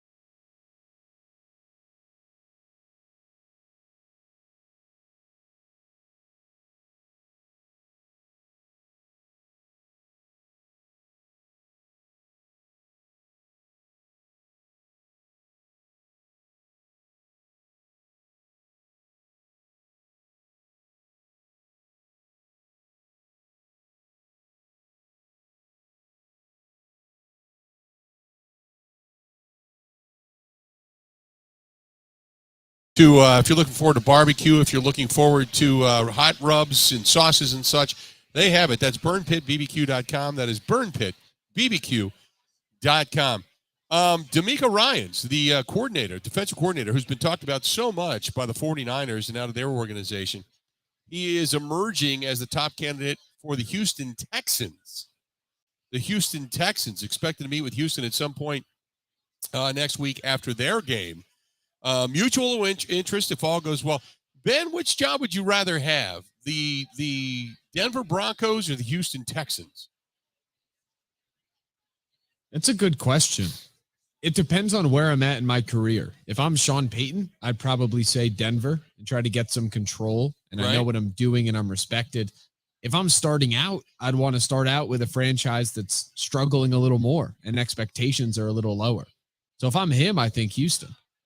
Man, you can't get, well, then again, you're right, because you can't get much lower than where they're at right now. Unless, of course, you're the Bears, but the Bears at least have a quarterback, and they've got a lot of hope on the horizon. But, boy, the Texans are that's a bad football team. That whole organization is just a bad organization. So for him to be able to come in and kind of wrap his arms around it, man, there's like you said, there's not much expectation there, but what a bad situation. But you're right. Then again, if you go to Denver, you know that you are pretty much married to Russell Wilson the entire time. And if you go to Denver, you got to make something out of this. You know what I mean? Because if Russell Wilson is what we saw this past season, then no matter what you do, it's going to be awful because your quarterback stinks. And he was terrible this year. Not only was he terrible on the field, he was kind of terrible off the field to the point his own guys didn't even like him. and they were arguing with him on the sidelines, like visibly. So I don't know which situation would be worse as a head. Then again, if you're one of 32, you're going to take the job and make the millions and such, and you put your best effort into it. But I don't know which one would be worse. Would be going to Denver and taking on Russell Wilson or the Houston Texans. Go ahead. I mean, cap space is so important too. Like, look at Jacksonville. Urban Meyer, and it was a disaster, but not because of Jacksonville. It was because of him, clearly. Right. They have the number 1 pick, and they take Trevor Lawrence, and the roster wasn't great, but it was a disaster because of what he was doing and how horrible of his regime. But then Doug Peterson goes, and it's the same situation in a bad organization overall, and he turns it around. So Houston has the cap space. They have the number 2 overall pick. I like that idea more. I like the bare bones, low expectations. You could build the roster up, get free agents when you're ready. I like that more than being tied to a guy, definitely. 877-867-1670. I would open up the phone lines for a brief period of time. Like I said, Mike Clemens coming up here in the next hour. You can stick around. A lot of people really enjoyed the conversation with Wayne when we had Wayne Laravey, the voice of the Packers, on just a little while ago. And this is from Thomas, who says, what's more important, getting some of the special teams out players like wide receivers and receivers and such, or going into the trenches? I've always said, now the Packers pretty much have the trenches fortified. They need depth on that defensive line. Their offensive line is pretty sound. I don't know if Zach Tom, like Wayne said, he's more of a guard, but if what you really need right now is probably that right tackle position fulfilled, because otherwise you're pretty solid up front. And then to me, it will be depth in the defensive trenches. But if you have a top-notch tight end or a top-notch wide receiver or a safety, those 3 pieces are probably more vital because they're of need right now. But beyond that, I'm all trenches all the time, man. If you can get more beef on the defensive front that you can rotate in with Kenny Clark, and if let's just say Devontae Wyatt really pans out, that changes things dramatically. Because no longer can you just have Kenny Clark getting double teamed with everybody else one-on-ones, but now you've got to account for numerous guys, which begins to open up gaps. And then you can utilize the speed of a guy like Quay Walker if you decide to blitz, or if you just, because you may need to keep tight ends in to help if you have good pass rush and good trenches, which is what we saw that happen with when the Packers played the Jets. Quentin Williams was he was a home wrecker, man. He was not only hitting the offensive line, he was going and getting their families after the fact. I mean, he just wrecked that offensive front for the Packers. So if you can find that, by all means. But if you can get it to where you got depth, that means so much more. And again, I go back to the year that they won it. Don't forget, they had big guys like Ryan Pickett, B.J. Raji, Cullen Jenkins, C.J. Green, Howard Green, C.J. Wilson. I mean, they had massive guys that they were able to run it back with. And Thomas says the O-line was up and down this year. You're right, it was up and down, but it was up and down because you had Elton Jenkins trying to get his legs back under him after coming off the ACL. You had a pitch count being put out there for David Bakhtiari, who didn't start out being the left tackle and then came in and then would go for a couple of series, and then he would go out, and then you bring in Josh Nijman or whomever that you were going to start running around at the tackle. Then you had injuries. And then you finally got David Bakhtiari back, and everything got solidified, and everybody was starting to play really well. And then he goes down with the appendectomy, and then you had to change it up again. So the offensive line was kind of a revolving door all season long for the Packers. But up front, defensively, if you can get it done with 3 bodies of rotation, oh my goodness, it changes things dramatically. Now, on the other hand, Joe Barry, when you run nickel, remember, a lot of times you're going with only 2 down linemen. So if you have the beef, you use it. But if you don't have it, you try to make up for it in other ways. But, and the other thing to remember, and Wayne brought this up, was, hey, when Rashawn Gary comes back this year, he's coming off of an ACL. And you most likely, he's probably not going to be, if he's ready at training camp, I'll be somewhat amazed. But he's going to be a guy that's going to take a little while to get back. And then when you get back, it's not necessarily the year you come back. It's the year after you come back that you get back to full speed, much like we saw this season with Robert Tonyan and his ability to get off blocks, his ability to get free, which actually probably hurt him in red zone situations on more than a few occasions because he still didn't have his full legs underneath him. So a lot to kind of that's why I'm saying. So with guys coming back healthy, getting other guys back and adding depth, do you run it back?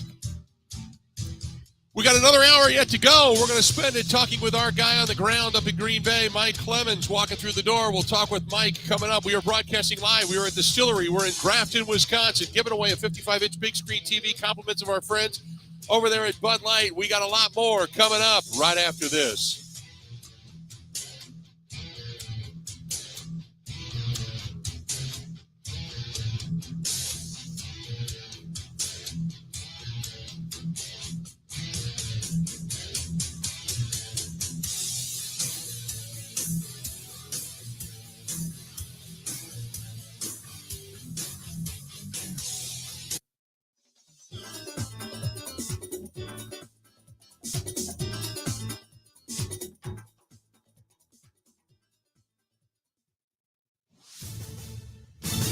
This is a Wisconsin Sports Zone update. Well, the Bucs are in Indiana. It's where they're going to take on the Pacers tonight. They'll do so with Giannis Antetokounmpo, knowing he's the captain of one of the All-Star teams, with LeBron James serving as the other captain. It's after Giannis earned the most votes of any player in the Eastern Conference. It's going to be the third time he served as captain, his seventh starting nod in the All-Star game overall. The reserves for the team is going to be announced next Thursday. The team's not going to be drafted until just before the game begins on February 19th. Tip tonight, Indiana is set for 6. Turning to the Badgers, they're going to be back home tomorrow to face Illinois and a little desperate for a win. They've lost 5 of 6 to fall to a tie for 9th place in the Big Ten. However, they could get some help back as guard Max Klesmit could make his return after missing the last 2 games due to a facial injury. He told EWBadgers.com that the injury suffered against Penn State last week led to 16 stitches, most of them inside of his mouth.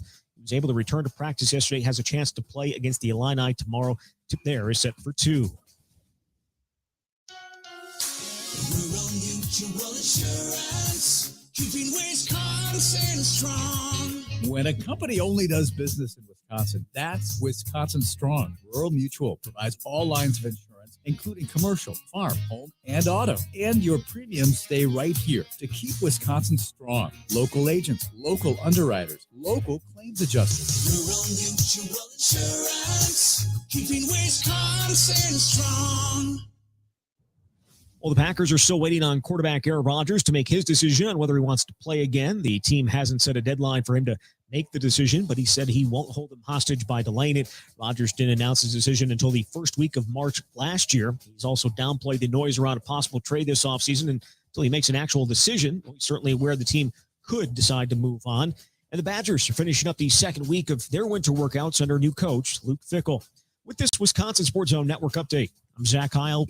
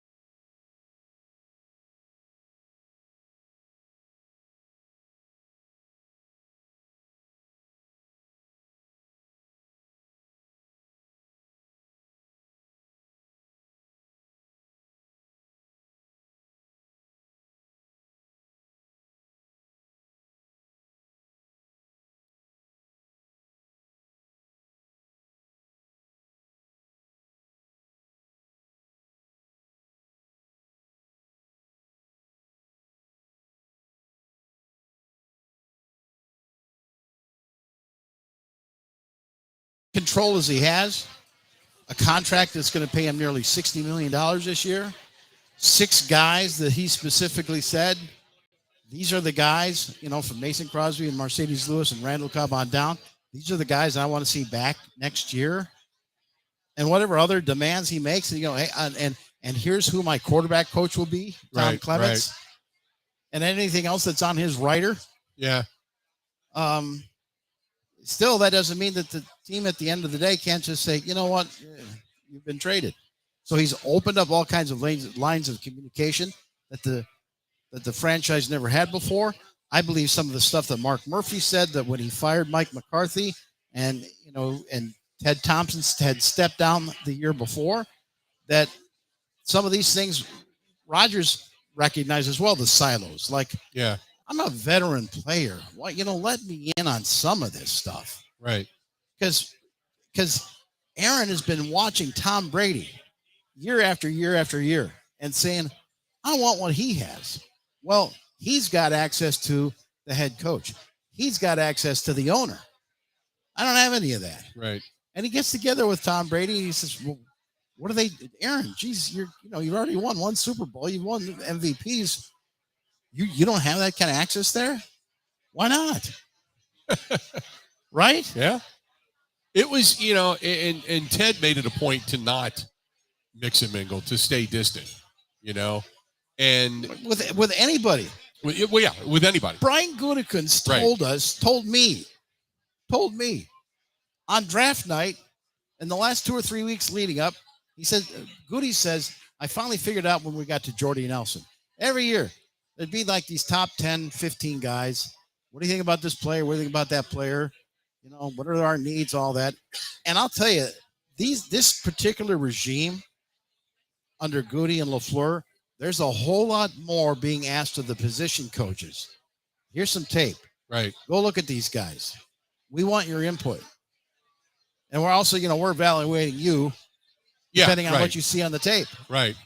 So you better come back with some pretty good intel on these players.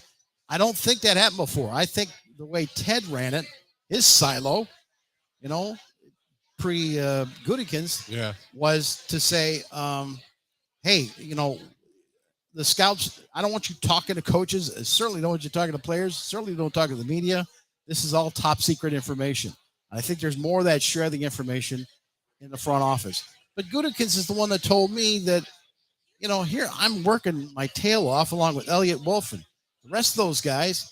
And then Ted would say, well, what do you think about this Jordy guy? And he might ask a few questions like, oh, okay.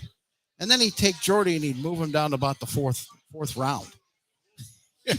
Right. And then he ends up picking him, at the top of the draft. Yeah. And he said, that's when I figured out he doesn't even trust us. Yeah.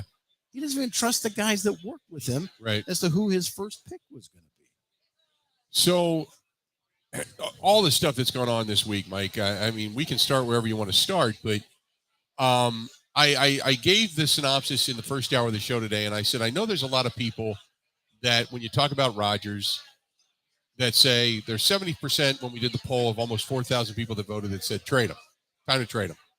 And 30% said no, hang on to him. He gives you a chance to win, run it back. And I said, my head says, the analytics side of me says, if you get enough for him that you can then take 1 year of a hit, jumpstart it, Jordan Love, draft picks, cap relief, that's probably the smartest thing to do as an organization. My heart, my green and gold glasses say, you're going to run it back. You're going to accentuate what you have. You're also going to have Bach is going to be healthy. Elton Jenkins is going to be healthy. Your offensive line pretty solidified. Your running back core is pretty good. You've got 2-3 wide receivers that are young coming into their second year. You pick up another veteran. You add maybe to that tight end pool, add some depth in the draft on the defensive front, maybe replace Adrian Amos, get this thing back and run it back again. But I think the legacy side of me says Rodgers wants to win another one in Green Bay. Murphy wants to win another one with him in Green Bay before he walks away, because that's coming. All of this, there's this, we got to get this. There's this sense of we got to get this. So there's no bigger Packer fan than Bob Harlan. Right. And Bob Harlan would say the right thing to do is to get one more ring for Aaron Rodgers. Right. To solve the puzzle, solve the Rubik's Cube, do what we couldn't seem to figure out to do with Brett, with perfect hindsight. And Ben, there's a cut one that I'm going to ask for here in just a second. To get to that point where, you can close the door and get the guy back in the Super Bowl and give him another shot to get a ring. Now, they've come close. When you talk about the last 25 years history of the franchise, they made a mistake in having Mike Sherman. Mike Sherman is the general manager there for 5 years and making the picks. And so that didn't help Brett Favre at all. And he got darn close, with Ted Thompson. So the big question for this is people assume that Aaron Rodgers, silently dreams about, I'd like to finish up as the 49ers quarterback because that's the team I grew up with. Or wouldn't it be cool? Maybe right now he could go to L.A. Yeah. I mean, Matthew Stafford, would Sean McVay rather have Aaron Rodgers or Matthew Stafford? Oh, in a heartbeat, Rodgers. To try and make another run in a year or two here. But Aaron Rodgers was asked on Tuesday in the McAfee show, point blank, he says, have you ever thought about being a free agent and playing for another team?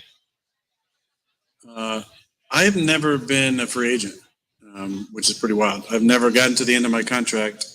So to even think about being another uniform never really crossed my mind, just because I got a second contract in my 4th out of 5th year, 5 years. And then each successive contract was with at least a year left on the deal. So there was never a time where you're thinking like, oh, I might be another uniform. And I've just never thought that way. Even when Jordan was drafted, I thought that might be a possibility for sure. I might not finish in Green Bay. Then I won 2 COVID MVPs, and it, obviously seemed a lot less likely. But you never know. I mean, anytime there's a situation where change is possible, what's the old adage, that people want to say, oh, the grass isn't always greener, on the other side. And I always say the grass is green where you water it. And I think that's the most important thing to remember. Change is a part of this business. It's a part of life. And I think being open to it and embracing whatever that change looks like is an important part of coming to peace with whatever decision lies ahead of you. And I think that's the most important kind of piece I want to get to is mentally feeling good about where I'm at. If I want to hang it up and do that, having the peace to do that. If I want to keep going, understanding all possibilities that are involved, which is not too dissimilar to this season. We were in a big rut, and I was thinking a lot of us were older guys. If we lose another game, we could be out of this thing. They could be playing the young guys and could be kick these guys on down the road. And again, in a victim culture, that might stimulate to trigger people to be like, oh man, nobody cares about me. Look what they're doing to me and all this. It's like, I don't operate that way. I came to a peace about it and understood this is a business. It's been great to me. It's an incredible profession. It's a tough business though. It's tough on everybody. And there's stretches where you're on top of the world and stretches where they're kicking you when you're down. And I think to find peace in both of those extremes is an important part of being able to navigate this thing with a clear mind. And I don't think it's a bad thing that people don't like talking about this kind of shit, right? It's it's taboo to talk about some of these ideas, but to be open to the possibility if I want to keep playing that it might be somewhere else. I understand that. I understand they might want to move on and go younger at a number of different positions. That's a part of it. Again, when I think about that thought, because it's important to understand that, to have some peace with that, because there is a lot that's out of your control. It's not with any malice. It's not with any animosity. It's with complete gratitude for an incredible organization that's done a ton for me. I've been there 18 years. I have lifelong friends in that organization. I have lifelong memories. I've made some of my closest friends in my life because I was drafted by the Green Bay Packers and they paid me multiple contracts and had amazing success and met some just really special people. So why would I have any animosity toward that? And on the flip side, hopefully there wouldn't be animosity if that was a decision at some point, because I have nothing but love for the fans and the amazing people I've met over the years at different events and out at Fresh Time at the grocery store, at Barnes & Noble, picking up some books or whatever it might be. It's a beautiful town. So, I think there's been a lot of fun dreaming about retiring as a Packer because there's something really special about that. But if the competitive hole is still needs to be satiated, and and it's time to move on, then I hope everybody would look at that with a lot of gratitude and not any resentment. Or even on the flip side, let's fucking get rid of this old guy. Like it's time to move on. I hope there's some gratitude on both sides if that happens. But again, that doesn't open the door for any really conjecture, honestly, on my side. And I'm not saying that to be cryptic. I got to figure out what I want to do, and then we'll see where all the parties are at and what kind of transpires after that. See, that's the Aaron Rodgers. It's on the phone at 9:00 at night on a Tuesday talking to Mercedes Lewis. Yeah. Or Randall Cobb. The guy that's just very frank and open and honest. And he's going through all the different options, all the different things that could happen. And that's the way this guy thinks that, and that's what's going on. That's why he can't make a decision right now. Let's do this. We're going to step away, take a quick break. We have got Mike Clemens in the house with us. We are broadcasting live, as you can see, that are watching on the Bud Light live stream. We're at the Distillery. We're in Grafton, Wisconsin. And coming up here in about 45 minutes, going to give away a 55-inch big screen TV as well. Stay tuned. We got more. This portion of the program brought to you by our friends at the Bay Family Motel in Green Bay, baymotelgreenbay.com. That is baymotelgreenbay.com. It's quiet, cozy, comfortable. And don't forget the Bay Family Restaurant featuring home-style cooking 7 days a week on South Military Avenue in Green Bay. Call them today for reservations, 920-494-3441, 920-494-3441, or go online again, baymotelgreenbay.com. They bring you Mike Clemens. We've got more coming up right after this. This is the Bill Michaels Show on the Wisconsin Sports Zone Radio Network.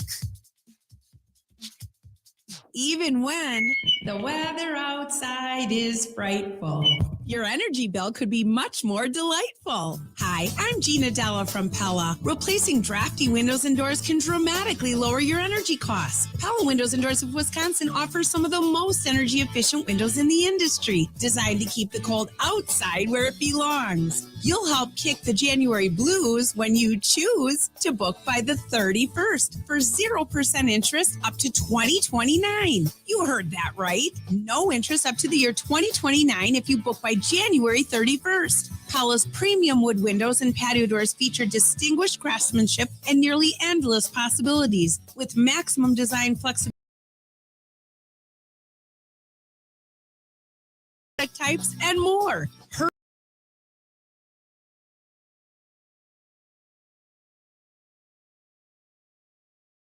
.com. Certain restrictions apply.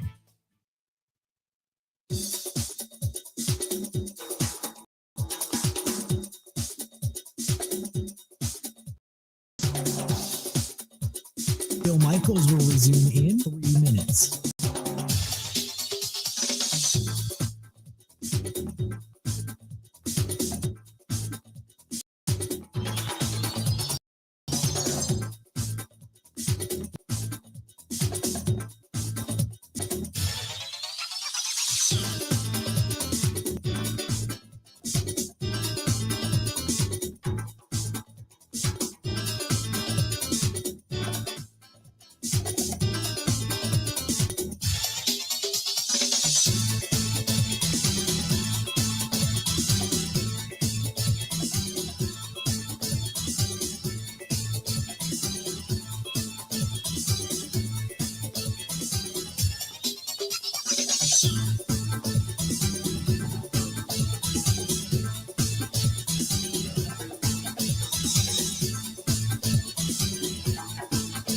Bill Michaels will resume in 2 minutes.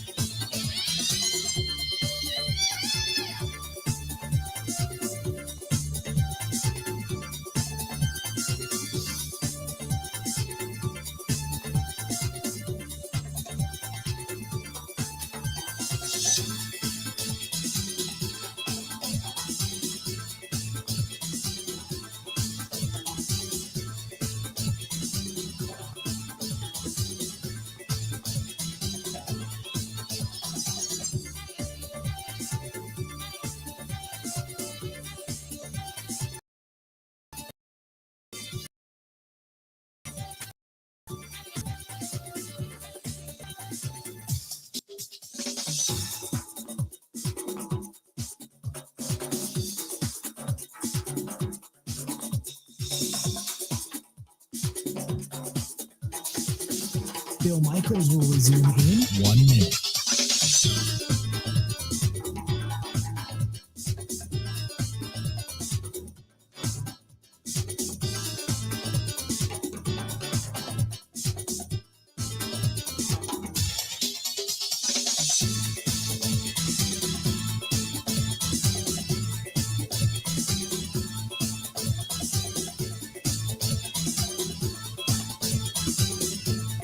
Bill Michaels will resume in 30 seconds.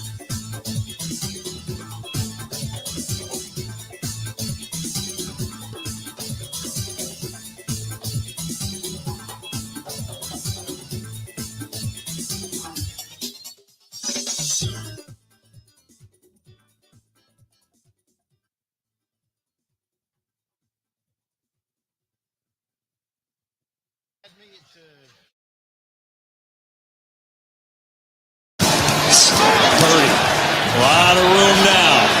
Bowden up over the middle. Oh, what a catch by Kittle! Are you kidding? George Kittle. Well, I'll tell you what, EA, that might be a play to get him a little life and a little confidence. You're going to see Kittle. He's not even really part of the route. This is just scramble drill. Brock Purdy kind of breaks the cardinal rule. You never throw the ball back across the middle of the field. But in this case, George Kittle makes a circus one-hand catch. I mean, it was a bootleg. Me and Juice are on the backside, selling the outside zone away to get the defensive end across our face. I'm literally not even in the read. So I just saw kind of a space, and he hadn't thrown it yet. So I was just going up the field, and he gave me a catchable ball, and I was just trying to be dramatic. Just for TV, man. It's just for TV. Just trying to be a little dramatic, get the ratings up. That's all we're here for.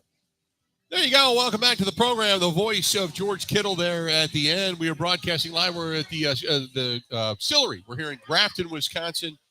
Tremendous place, not only for food. It's far, far better than just pub food, but different beers, but known for their whiskey selection here. And they just opened not that long ago. Tremendous place. And we thank everybody for coming out and joining us. We're going to give away that 55-inch big screen TV coming up here in about 40 minutes. Stay tuned for that. In the meantime, Mike Clemens alongside. And so, Mike, the 49ers, as we start to look to the AFC and the NFC Championship games, 49ers, tall task ahead. And when you talk about a young guy in Brock Purdy who has not lost, 7-0 as Mr. Irrelevant, but now he's got to go into Philadelphia to try to get a win.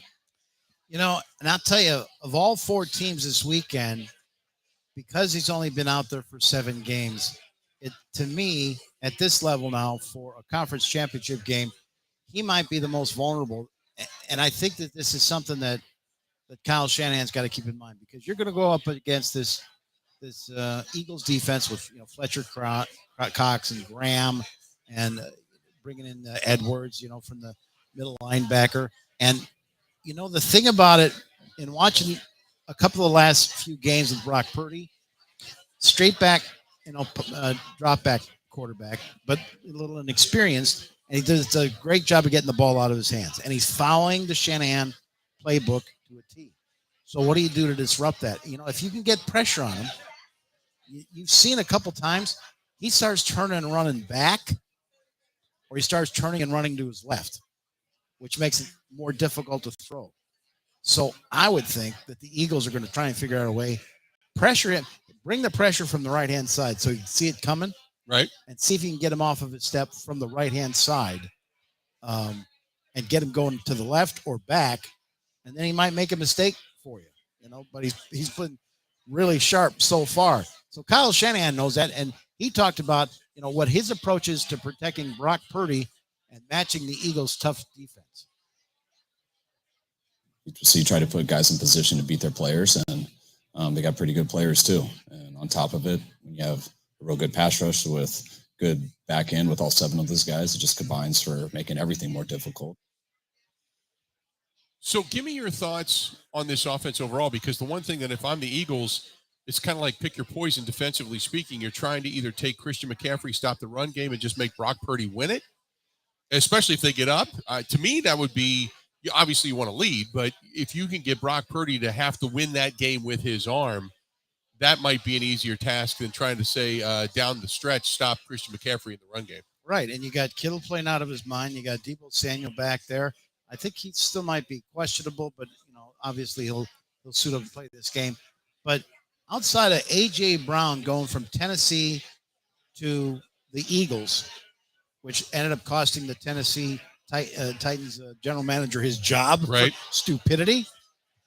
The 49ers, John Lynch making that deal with the Panthers to get Christian McCaffrey out of there, giving up some draft picks, but putting that guy in the backfield now, that looks brilliant right now. And you got McCaffrey so excited to have this opportunity finally to be this deep in the playoffs. And so he was asked, what does he think about the blocking schemes he's had to learn under Kyle Shanahan with that outside run zone offense and the offensive line that the 49ers have? I feel great running about. Yeah, I mean they're so talented and so detail oriented, and I think just understanding the purpose for every play is important, and where we want to go with the ball and the coaching points on each play. So I feel comfortable. The interesting thing is going to be playing on the road in that atmosphere, because we know Lincoln Financial is going to be just loud. It's going to be off the hook come Sunday afternoon. Crazy loud. Yeah. Crazy loud. And so now you put the young quarterback Brock Purdy into that situation. And he said, Bill, I thought this was interesting that, you know what, one of the first things they've been doing at practice all this week is working on the silent count, preparing for those loud Eagle fans Sunday at the Lincoln Philly. When we played Seattle that week and everything, he did say it was good preparation for what we were or what we might have to play in terms of the playoffs. Going on the road for road games and obviously for Philadelphia. And it's just everything, in these kind of games is all about communication. How can you operate smoothly, get in and out of the huddle, get the play off in the right way, make sure everyone's on the same page. So that's definitely a big emphasis this week, just at practice with the little things, the details of communicating and being on point. And that starts with the cadence. So it's going to be huge for us. It is Brock Purdy, who is now in rarefied air as a rookie going into this. It's not many rookies that get to this point. I mean, granted, he's got the number one overall defense behind him, but he's kind of in rarefied air here now. He is. And, a guy like Purdy coming in and doing what he's doing, right, to be one game away from the Super Bowl, just literally off the bench and Mr. Irrelevant, the last guy picked in the draft, reminds me of a moment when we were in Miami and it was 49ers against the Chiefs. Uh-huh. And Roger Goodell is up there, and everyone was talking about, whenever these analysts on ESPN on Sundays would talk about, well, who's the best quarterback? Well, it's Tom Brady, it's Drew Brees, it's Aaron Rodgers. And Brees had one more year left to play, as we learned, okay? Right. Roger Goodell got up there and says, it's been a great year for NFL football. We've got this going on, and look at the youth at quarterbacks. We got this great Patrick Mahomes in Kansas City, and he named 2 or 3 of the other quarterbacks, and up against Jimmy Garoppolo. 3 years ago, he's already talking about the new wave. There was no mentions of the Bradys, the Rodgers, or the Drew Brees, or those guys. Yeah. And I thought, see, this is the way these owners think. This is the way Goodell thinks, is let's find the new stars. Right. Let's sell these guys. And so Brock Purdy, I thought this was great, though. Talk about kind of an old school guy. He was told, do you realize the last rookie quarterback to have a quarterback rating of 100 or more in a couple of these games was Dan Marino 30 years ago? And here's what Purdy said about that. Yeah, I think it's pretty cool. I'm not big on stats and all that kind of stuff, but when it's Dan Marino, man, that's pretty cool. I mean, my dad grew up a Miami Dolphins fan, and then we were all Dolphins fans growing up. And I wear 13 because of Dan Marino and everything. So to have that kind of stat, I think it's pretty cool, to take a step back and be thankful and grateful for where you're at. But I'm not, again, like I said, I don't get wrapped up in it. It's not my driving force or goal to break this record or anything like that. It just happens. So, but yeah, very thankful. I mean, that would be like a guy in his 30s who grew up watching Favre saying, yeah, I want to be just like Bart Starr someday. Yeah. From where this guy is. Right. At. But Marino was his dad's player. And I just think that's pretty cool. He wears 13 because of Dan Marino. That's pretty sharp. The news broke earlier today that DeMeco Ryans is the defensive coordinator for the 49ers, is now one of the front runners for the job in Houston. Yeah. In the meantime, while he's interviewing there, you wonder how much of a distraction it is, because he's got to get ready for Jalen Hurts and what this offense of the Eagles has to produce. Yeah, DeMeco Ryans, he was a linebacker. He played for a while with the Houston Texans. And so he's talking about he's got to go up against the Eagles. Jalen Hurts, the shoulder seems to be okay. He's such a mobile quarterback. And how much has he grown since they last faced him back in 2021? Jalen's looking a lot more comfortable in the offense. And scheme-wise, it seems like they've put in more concepts that he's more comfortable with. And he has a really great command of the offense. He's decisive with where he's going with the ball. And he has they surround him with a lot of playmakers.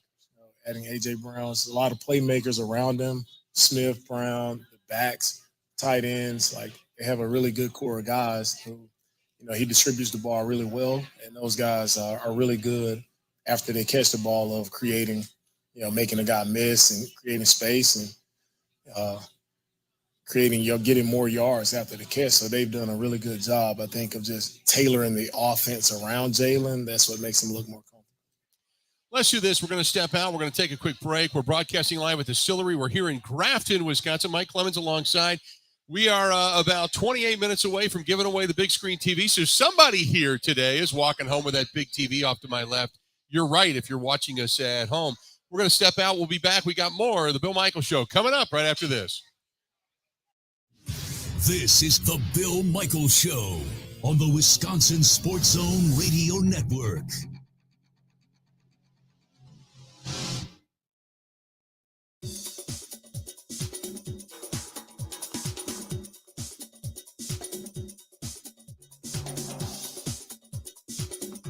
Bill Michaels will resume in 5 minutes.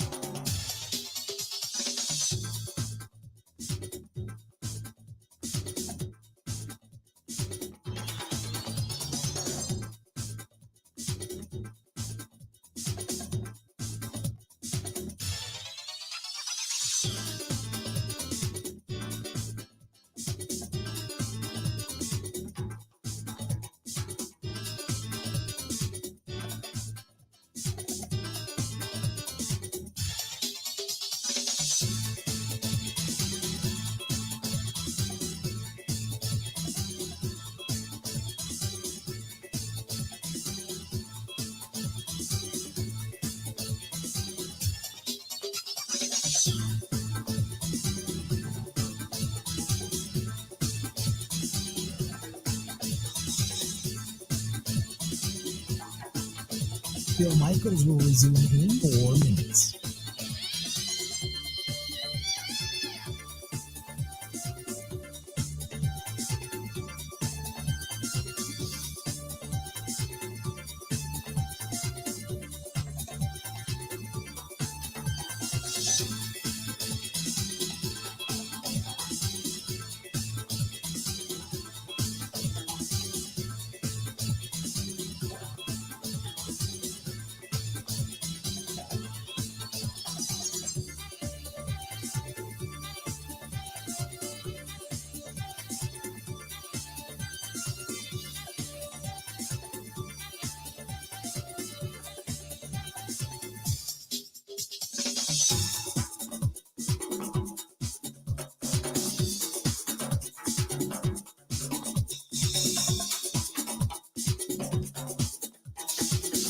Bill Michaels will resume in 3 minutes.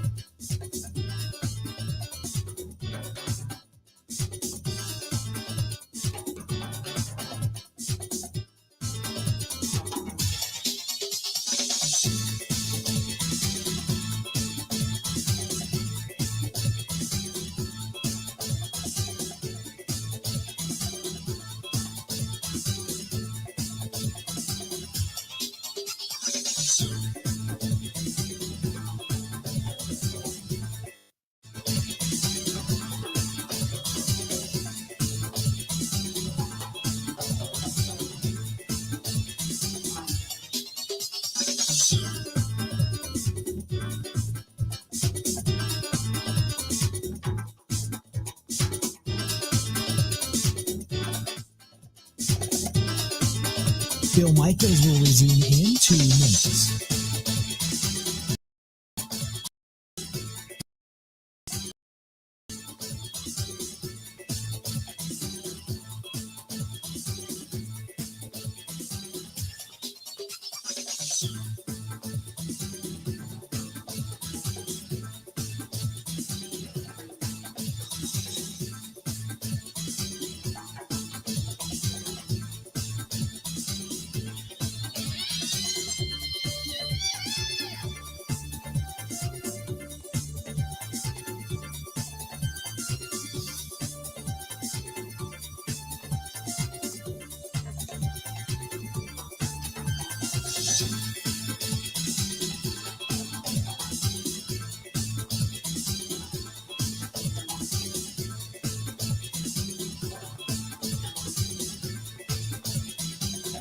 Bill Michaels will resume in 1 minute.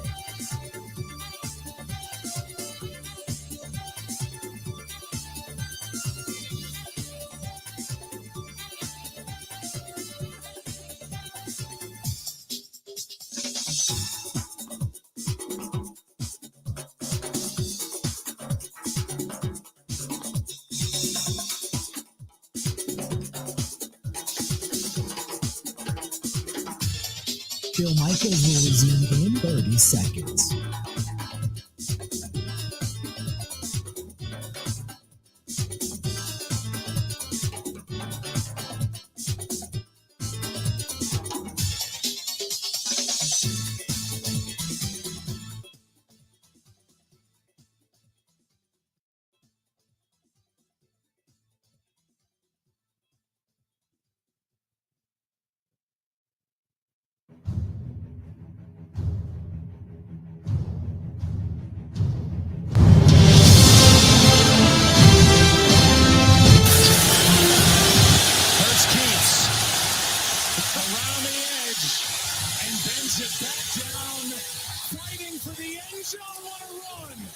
Touchdown, Philadelphia. Second of the night for Hurts. Pretty good. You're going to see Goddard keep an eye on him right here. And you're going to see he goes out into the route, but then he realizes Hurts is running, so he turns around and starts blocking. And that's that 600-pound squat that Jalen Hurts has done, the power that he has in those legs. Always more out there for us to get. I'm proud of this group. I'm proud of this team. I'm proud of the preparation that we put in to get to where we are. But I think executing is the most important thing out of all of it. Welcome back to the program, the Bill Michaels Show. We are live. We're at the Distillery in Grafton, which is a tremendous place. Mike Clemens alongside. I'm Bill Michaels. Want to say thanks to some of our sponsors, J&L Tire Service, Lyle and the gang out in Johnson Creek. Don't forget to continue to support them. Also, our friends at the ICHC, the Irish Heritage Center, the Irish Heritage and Cultural Center on Wisconsin Avenue, downtown Milwaukee. Thanks to them as well. ICHC.net. That is ICHC.net. Bay Family Motel up in Green Bay, the Bay Motel, greenbay.com, baymotelgreenbay.com. They bring you Mike Clemens as well. So getting back into it as we start to prep for this game and what's upcoming, Nick Sirianni and the Philadelphia Eagles, they're the number one overall seed. They're at home. They've got a rookie quarterback who was Mr. Irrelevant coming in, but they still have to face up against that number one overall defense. Yeah, and it's interesting. So the first game Sunday for the NFC Championship kicks off at 2 o'clock Wisconsin time, Central time. And the weather in Philly is going to be like in the upper 40s. Not so bad. Kind of balmy for that time of year. Yeah.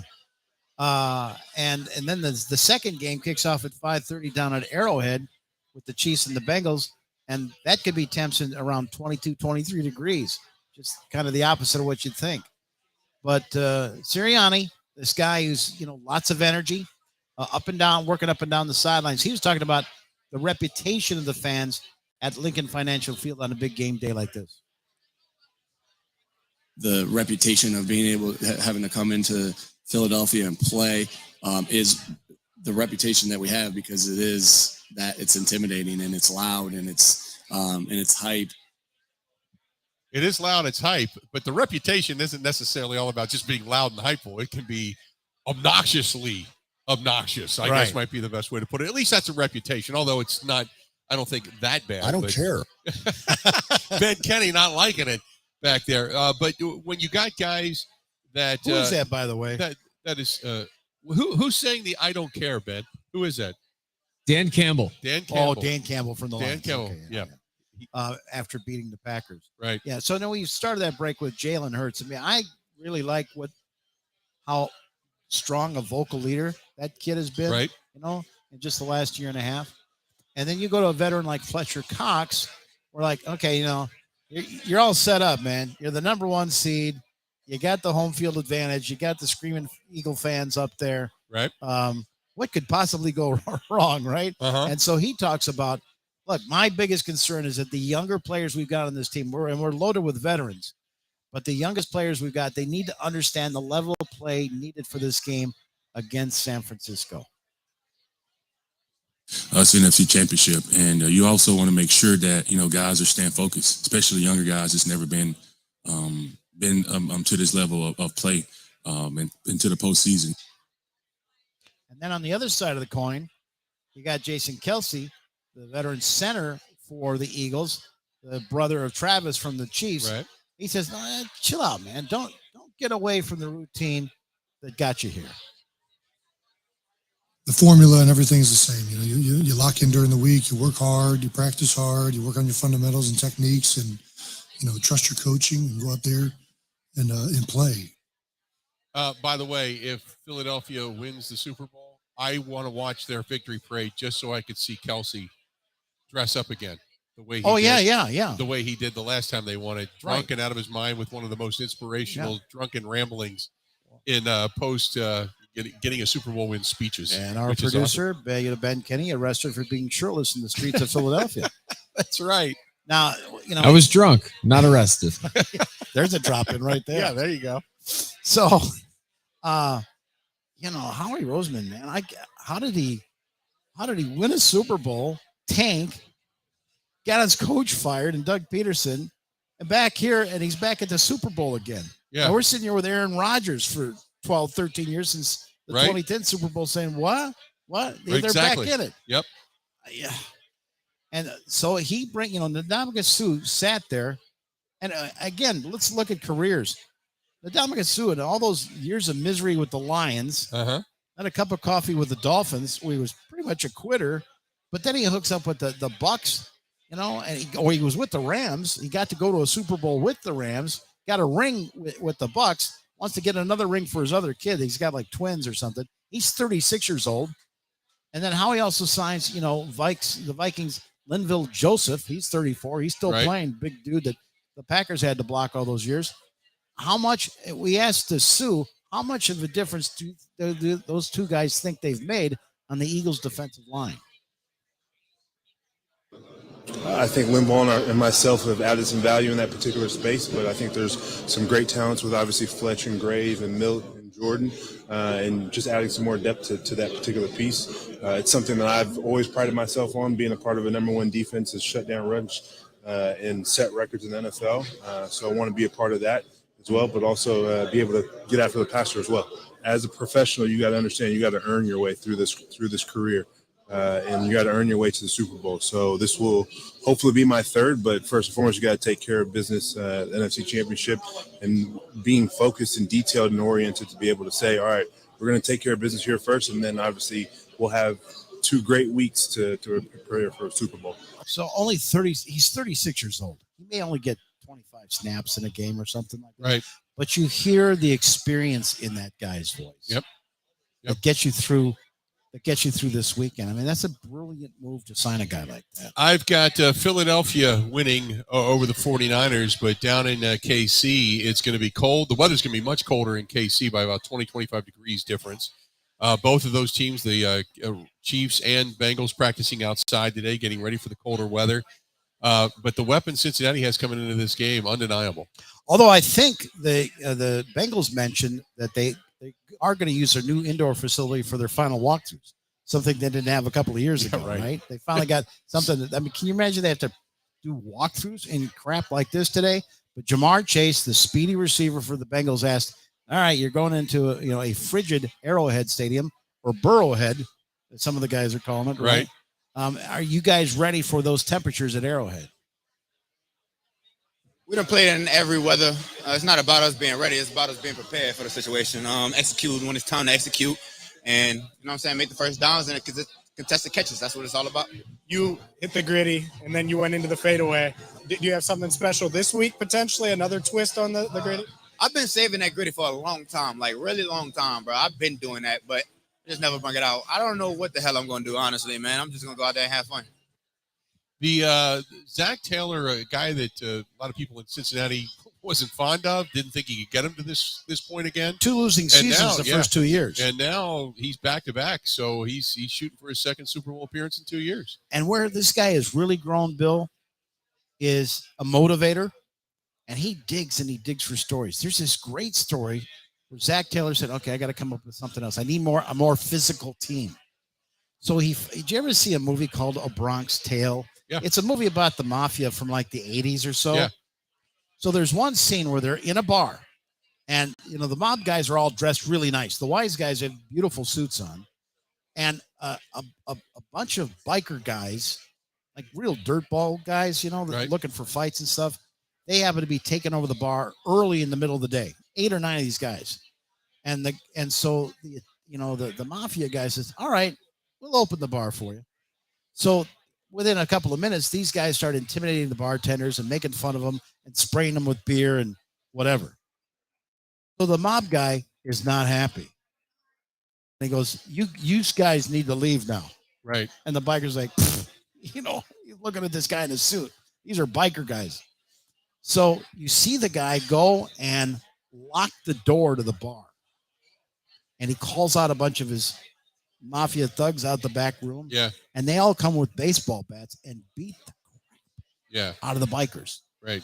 He plays that clip. Zach Taylor he brings his team into the meeting room, and on the table is a brand new Louisville Slugger for each player on the Bengals. Yeah.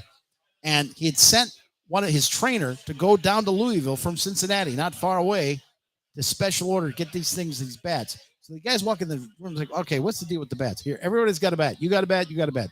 Watch this clip from the movie. All these guys beat the crap out of these bikers. Yeah. That's how he gets into their head. Yeah. That's how he gets into their head. A great motivator. I think he's a great coach. He also was asked about what's it take to be a good quarterback coach for Joe Burrow. Dan Pitcher's a guy doing it like that. He replaced Alex Van Pelt. And here, listen to Zach Taylor talk about that. You've got to be able to see it like they do. I believe that. Put yourself into their shoes as you can, even if you haven't operated at that level that they have to. I think that there's a respect there. Not all the time. I've seen plenty of guys that didn't play the position that are excellent quarterback coaches in this league. It's something that maybe gives you a leg up, a little bit of an advantage to put yourself in that position. But you got to work hard because those guys typically have a lot of questions that are outside the box, and you better be on top of it. And there's plenty of times where you can say, I don't know, but you don't want to say that too often. You don't want to genuinely say that too often because maybe you haven't put in the work or not prepared for that response. And the more you're around certain guys, the more you can anticipate what they're looking for and the questions they're going to ask. And so you can prep yourself that way to make sure you've gained that information before that question's asked. And then there's just the honest feedback. There's plenty of times where I would hope that pitch is there as a venting area. Joe may be frustrated with something about me or the team or Brian or somebody, and quarterback coach has got to be there to be that liaison that you can kind of vent through sometimes, and that's perfectly acceptable. Anytime you're around somebody 7 straight months, 9 straight, 12 straight months, whatever we've been around each other, you got to have that person that you trust. You can kind of get something off your chest and then move forward. And that's a big component in the quarterback room as well. And that's why you see a lot of great quarterbacks kind of have their guy that they lean on in that room. And they've got that trust there. And Dan has certainly been that for Joe. And then that game, it's really going to hinge on how bad or how good the ankle is, or what the recovery has been for Patrick Mahomes too. Everybody in the media in Kansas City this week, Bill's been trying to get a glimpse of Patrick Mahomes walking from the facility, walking into the press conferences. Yeah. Patrick Mahomes and Andy Reid talked about that. Patrick admitted, maybe I'm not 100%. Obviously, it's things you got to work through here and there. But overall, probably better than I expected, being able to go out there and throw the football around and get the reps in that I need to get in. Let everybody pick their game up. Did a nice job with that. The guys aren't, they don't talk about that, but I mean, I think everybody, it was impressive to see everybody lift their game up. They have a pretty healthy amount of defensive things that they've done throughout the year.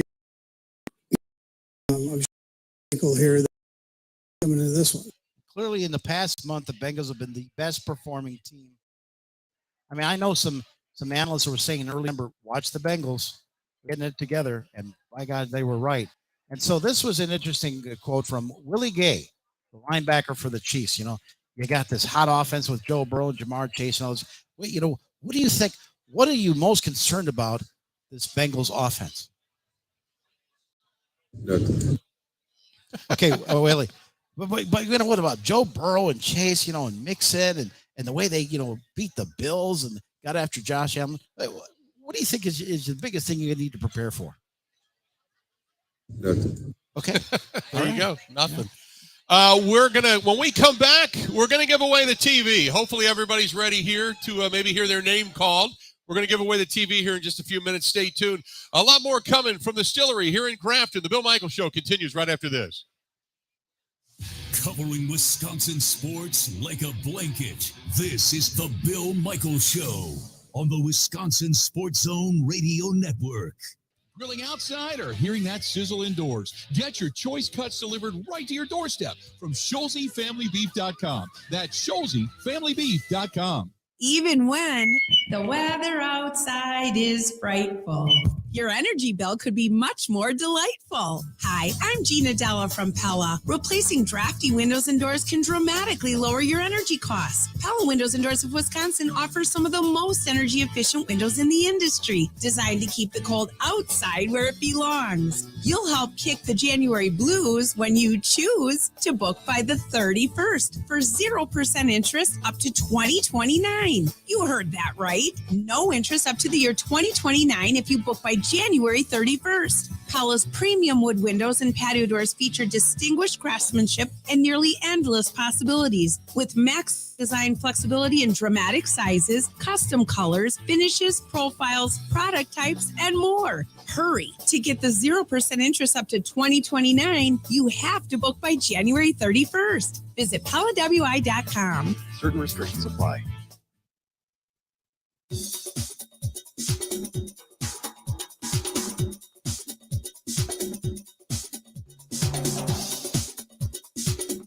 Bill Michaels will resume in 3 minutes.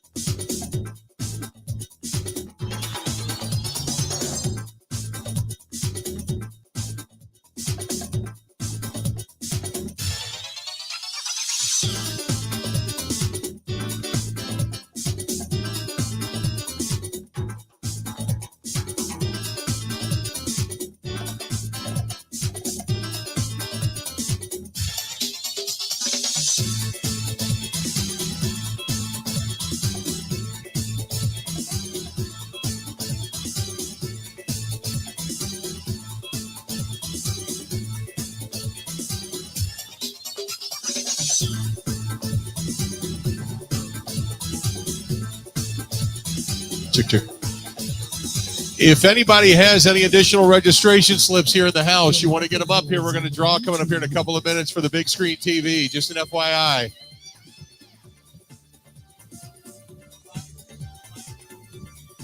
You buy a couple more Bud Lights, you get a couple more registration slips. Just an FYI there, too.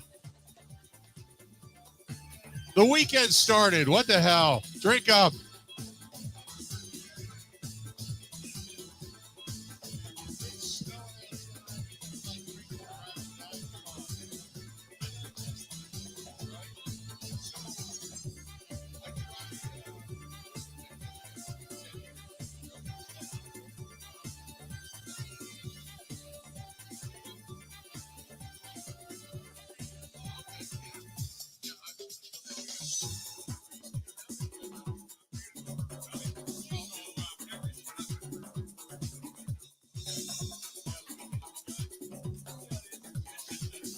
Bill Michaels will resume in 1 minute.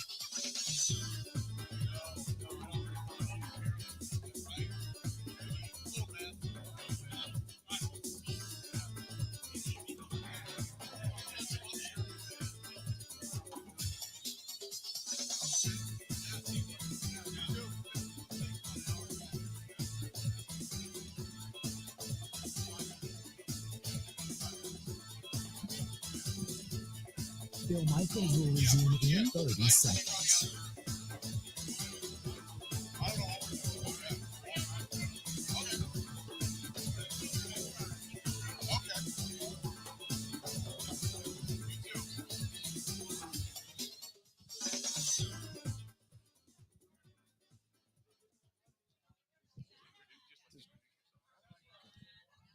Mike, what's your Rob?